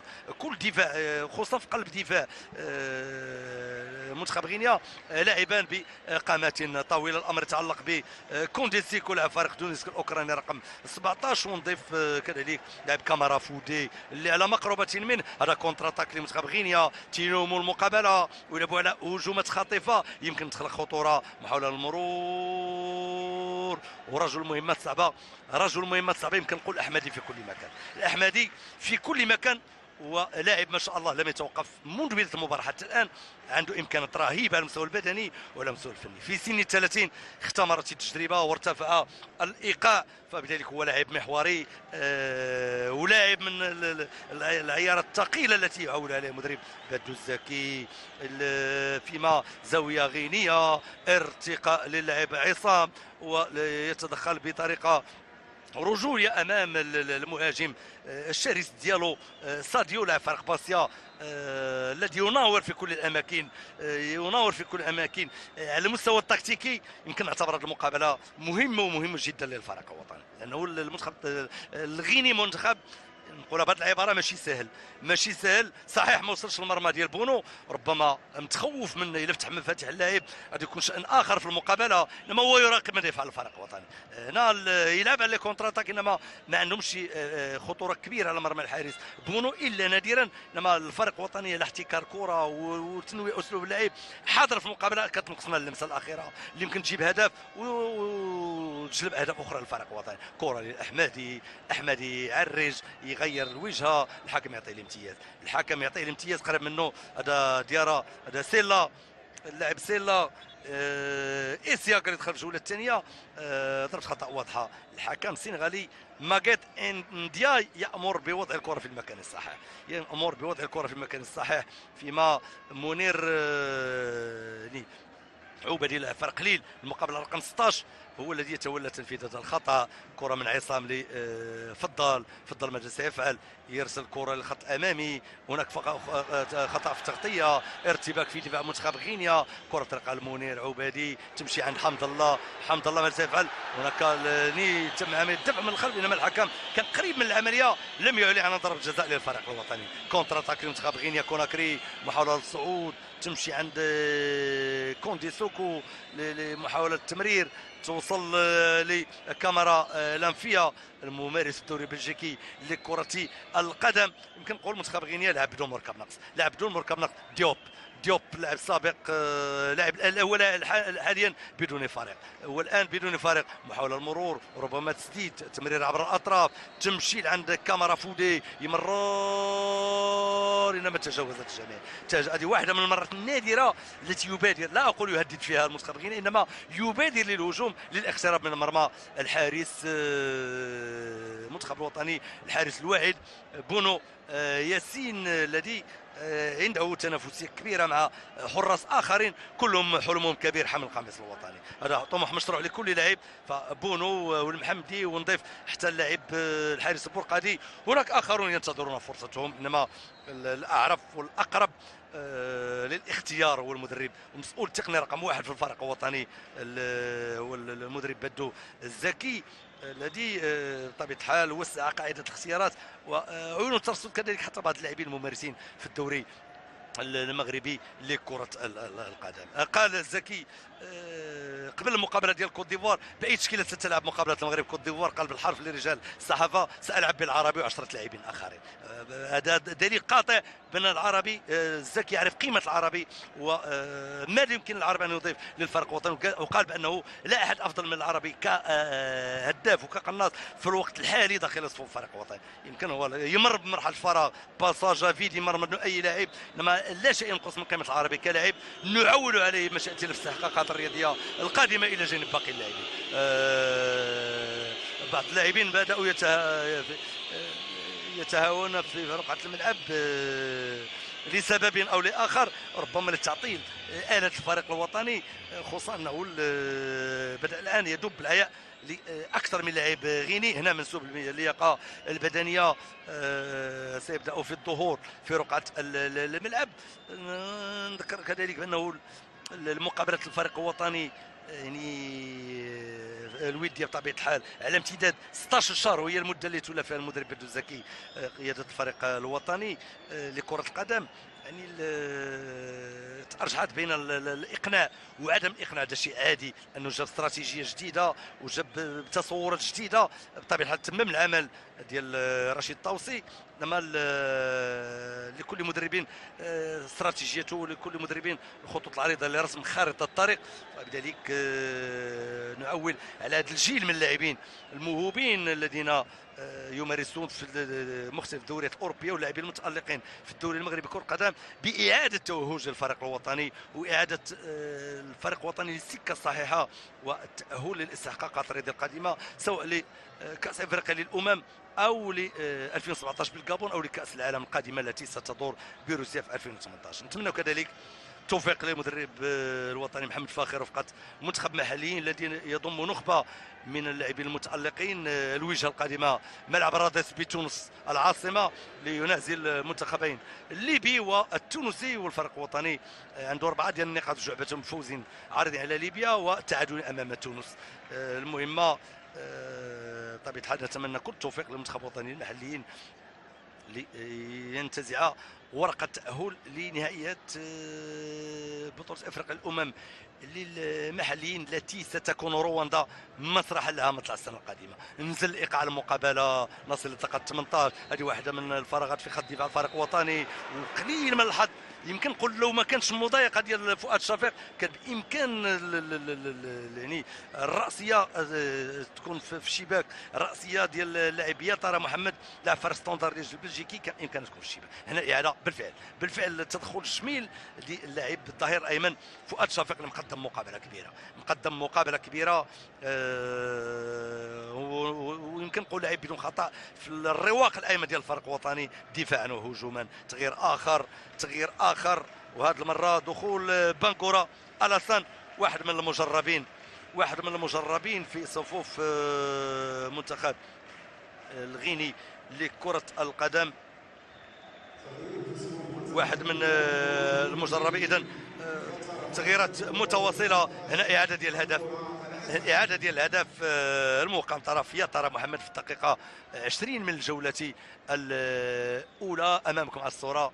ربما مسرور بما قدمه كعطاء وإضافة الهدف الذي وقعه داخل مرمى الحارس ياسين بونو. تمريرة خاطئة تمشي الكونتر اتاك المنتخب غينيا فيما كيلعبوا بأقلية عديدية، إن بالرغم ذلك يقتربون من مرمى الحارس بجوج ثلاثه اللاعبين.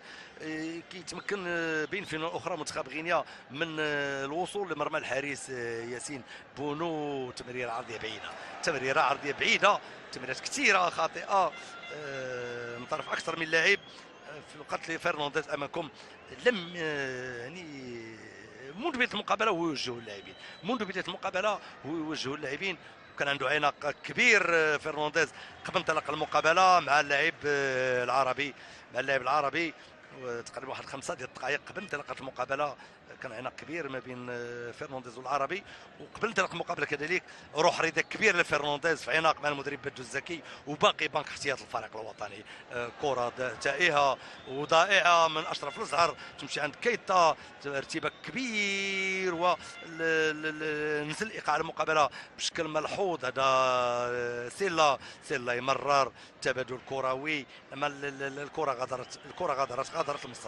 غادرت المستطيل وتماس. وربما فرنانديز غاضب على حكم المقابله، يعتبر غضب بدون مبرر، غضب يظهر امامكم 56 سنه لهذا المدرب الذي اخذ يستانس مع الاجواء الافريقيه.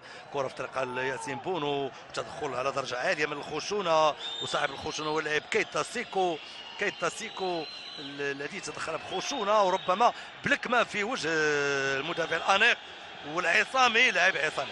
يعني حركات فيها رعونه كبيره لبعض اللاعبين الغينيين. هذه مباراه وديه اللي قام به اللاعب المشاكس كيتا نبي لاعب فريق سالزبورغ مع الاحمدي، هو اللي قام به الان اللاعب كيتا سيكو الذي يحمل رقم 7 في تدخل في رعونه كبيره في وجه المتالق والعميد والهادئ عصام عدوى.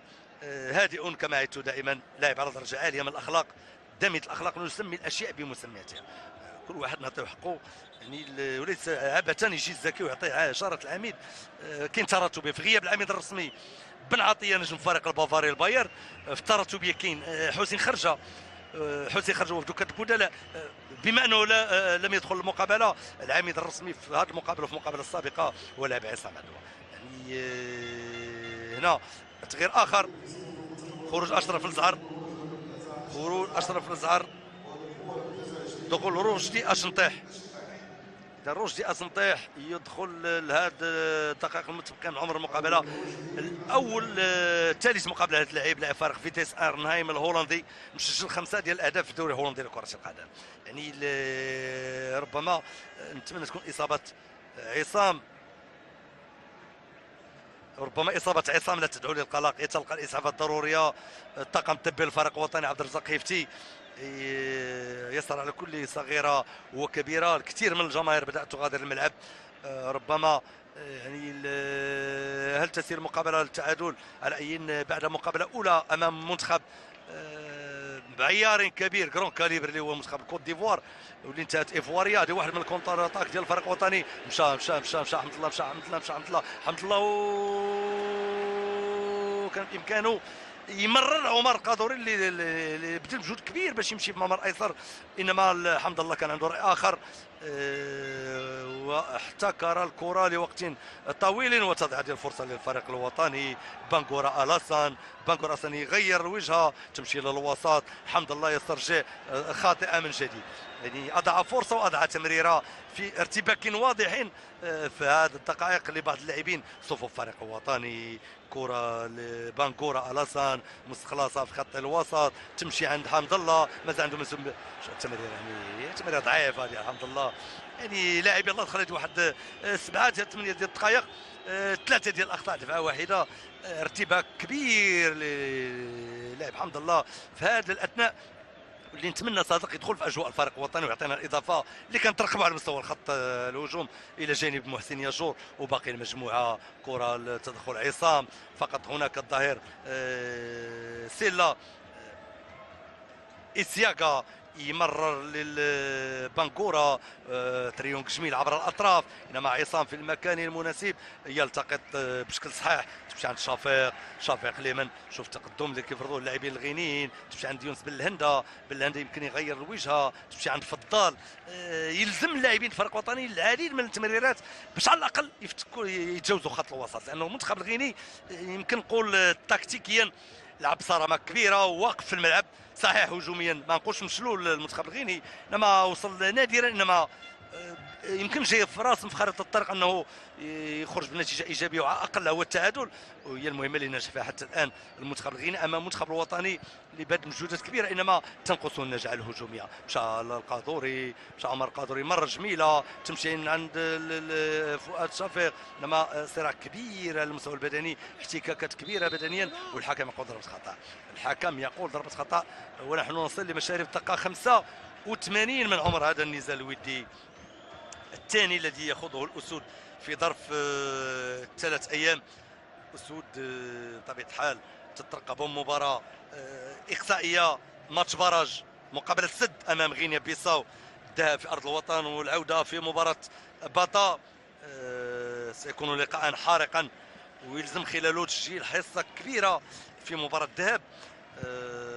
بطبيعه الحال الجامعه الملكيه المغربيه لكره القدم هيئت كل كبيره وصغيره لتكون رحله الفريق الوطني موفقه بمشيئه الله، فيما نترقب ارتفاع وتيره المقابله الذي ربما طال امده، ونترقب هدف للفريق الوطني اللي وصل في اكثر من مناسبه، وتقريبا يمكن نقول نفس السيناريو يمكن ديال المباراه، وان كان درجه اقل نفس سيناريو المباراه الاولى امام كوت ديفوار، واللي حصل في هذه المقابله. اخطاء، يلعبون بالنار على مقربه مرمى الحارس بونو، تمشي عند شفيق يبحث عن الحلول او انصاف الحلول، تماثل الفريق الوطني، يمكن يمر لمن يمكن يمر بالهندا، عنده حلول كثيره. المقابله وكاني بها متوقفه، مشات بهذا السيناريو ما بين فينه واخرى، وكاني بالمقابله متوقفه، على اعتبار انه المنتخب الغيني اللي يريد المجازفه ويلعب، يكتفي بالرقابه والمراقبه، ويكتفي بالضغط العالي على حامل الكره، فبذلك غيب نوم المقابله المنتخب الغيني، وغيب كذلك الفعاليه الهجوميه للفريق الوطني. يعني هنا الدفاع بالفريق الوطني يبذل مجهودات كبيره لتهديد مرمى الحارس كيتا عبد العزيز، تخلص من الرقابه. القادوري يمر كره جميله لحمد الله، ماذا سيفعل؟ يمر كره عرضيه تمشي عند ياجور،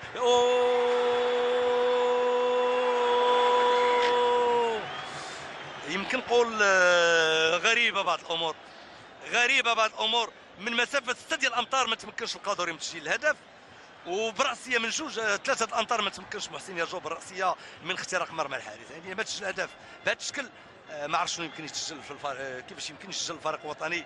يستمر مسلسل الاستعصاء على مستوى التهديف، استعصاءاتهم بالجمله بخصوص ايجاد الطريق نحو مرمى الخصوم.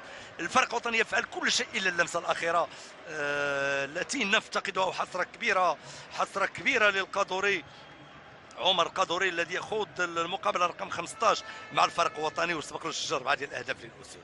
يعني اخر فتره هذه المقابله زهير فضال، قريب منه عصام ليمن. نذكر بانه المنتخب الغيني يمكن المنتخب الغيني حقق فوز مهم الجمعه الماضي بالجزائر امام المنتخب الجزائري بهدف مقابل هدف واحد، بهدفين مقابل هدف واحد، فيما بطبيعه الحال والاخر تنتظر استحقاقات كبيره على المستوى القاري، وهي المهمه التي جاء من اجلها المدرب لويس فرنانديز، المدرب الذي تعول عليه الجامعه الغينيه لكره القدم بعوده المنتخب الغيني للواجهه. كره في طريق الاحمدي، تمريره خاطئه لم تصل لياجور، يمكن نعتبر هذا اول خطا للاحمدي على امتداد دقائق المقابله. كره المنتخب الغيني يتخلص من الرقابه، ويمشي اللاعب كونتي ابراهيم اللي دخل في الجوله الثانيه مازال عنده منسوب للياقه البدنيه مرتفع.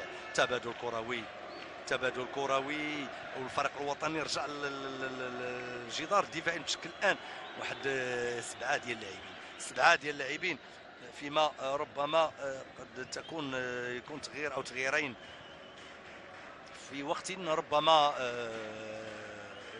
نقصر من نهايه المقابله، فيما الحارس يقود ياسين بونو. امكانات مهمه للحارس، امكانات مهمه للحارس. يعني منذ بدايه المقابله هذه بالتاكيد تعليمات المدرب بدر الزكي، كل كره التي يلتقطها الحارس بونو لا يسددها لباقي اللاعبين، بل يمرر لاقرب مدافع لبناء الهجمات فريق وطني من منطقه الدفاع. عصام ينطلق، يؤازر الخط الامامي، يمرر عرضيه. دروس كثيره بالتاكيد في المقابله الاولى امام كوت ديفوار، وفي هذه المقابله امام منتخب غينيا دروس كثيره سيستخلصها المدرب بدر الزكي وباقي الطاقم التقني للفريق الوطني. صحيح ما يمكن تصحيحه، صحيح نتوق للنتيجه ولو مقابله وديه، انما الاهم تكون بوادر فريق وطني تلوح في الافق. وبذلك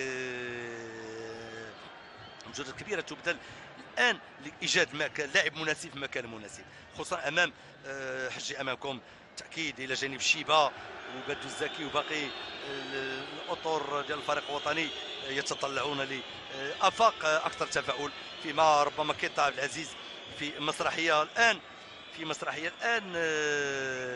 قبله تهاوى اكثر من لاعب غيني، جاء الدور عليه ربما يمتص الاندفاع النسبي ديال الفريق الوطني بين الفين والاخرى. انتهى الوقت القانوني، تم اضافه 4 ديال الدقائق كوقت بديل في مقابله يعني ابقى فيها المدرب بدر الزكي تقريبا بدا بها المقابله، في مقابله بداها المدرب بدر الزكي ب 80% من التشكيله التي لعب بها المقابله الاولى، فقط غير الحارس بونو اللي دخل مكان الحارس المحمدي، وكذلك ادخل نبيل عمر قادري وعاطف شحشوح مكان نبيل درار والعربي اللذان بقيا ضمن دكه البدلاء. فسح المجال ربما الاقتناء او للوقوف بنسبه مئويه كبيره على امكانات ياجور وحمد الله، لان الوقت يداهم الفريق الوطني بخصوص الاستحقاقات القادمه. لم يعد وقت طويل لتجريب العديد من اللاعبين. نظن بن الزكي على امتداد عام و4 شهور 16 شهر بالتمام والكمال خدا صوره على واحد 45 حتى 50 لاعب، البعض منهم حاضر في هذه المقابله وفي المقابله السابقه، والبعض الاخر ينتظر الفرصه. نظن انه الان ترسمت في مفكرة بدر الزكي الخطوط العريضة والتشكيلة الرسمية اللي يمكن يعول عليها الفريق الوطني في التشكيلة في الاستحقاقات القادمة التي لا ترحم بالتأكيد.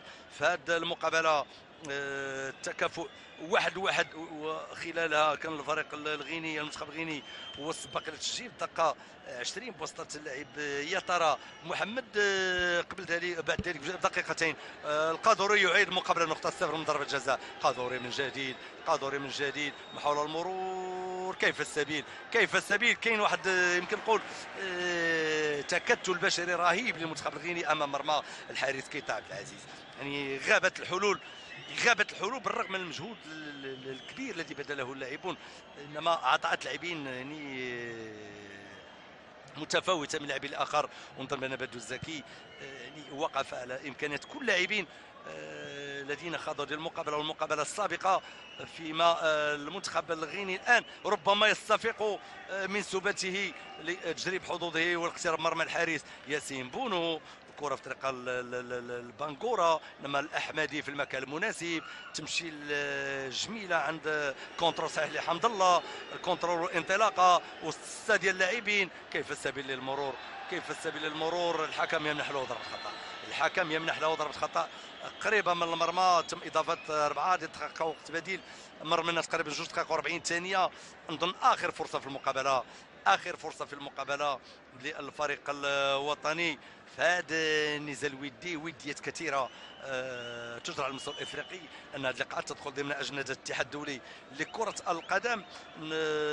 يمكن نقول ثلثي الملعب الان او نصف الملعب على الاقل اصبح فارغا. كثير من الجماهير غادرت الملعب منذ تقريبا 10 ديال الدقائق، فيما الفريق الوطني يبحث عن اخر فرصه للفريق الوطني. محاوله تمريره جميله تمشي على اشنطيح ولكن غير موفقه. يونس بن الهندا ينطلق، لاعب دينامو كييف الاوكراني يمر من جهه شنطيح من جديد. ماذا يفعل كل منتخب الغيني امام مرمى الحارس كيتا عبد العزيز؟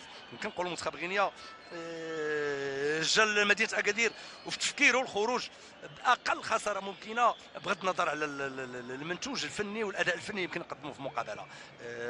هجوميا ما خرجش يلعب المنتخب الغيني، قفل منافذ اللعب، يمكن نقول شل المقابله، شل المقابله بهذه العباره، برغم ان فريق وطني الشوط الاول قدم شوط اول افضل بكثير مما شاهدناه في الجوله الثانيه، وعلى مستوى احتكار كره بنسبه مئويه كبيره انما بدون فعاليه ما لما يكون الاقتراب من مرمى الحارس كيتا عبد العزيز. هذه السيناريوهات قد تقع لنا في اي مقابله ولو تكون رسميه، على اعتبار انه كل مدرب عنده استراتيجيه. هذه استراتيجيه ديال فيرنانديز، قال بانه يلعب امام فريق وطني مغربي عنده مهارات كبيره للاعبين، وقال بانه سيكون من المجازفه، هذا الكلام لفيرنانديز مدرب المنتخب الغيني، قال سيكون من المجازفه فسح المجال وفتح مفاتيح اللعب امام اللاعبين المغاربه عندهم امكانات كبيره. كره مغربيه تلتقط من طرف الاحمدي في صراع كبير ونديه كبيره لهذا اللاعب في خط الوسط، امكانات كبيره لهذا اللاعب في خط الوسط، تمشي من جديد الكونترول صحيح، شوف بدا تخلص من الرقابه، مشى بواحد الشكل سلس، مشى باسلوب سلس بانكورا، مشى بانكورا باسلوب سلس،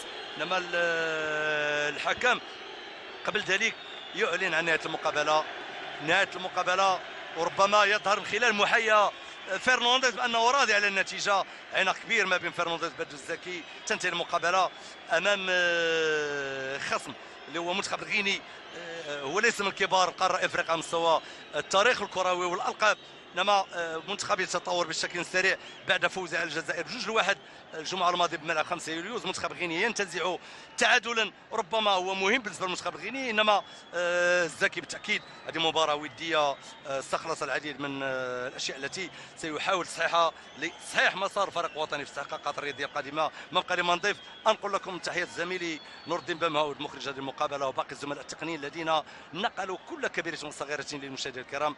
كان معكم عبد الحق شرط على امتداد دقائق هذه المقابله، القاكم في مناسبه قادمه بحول الله.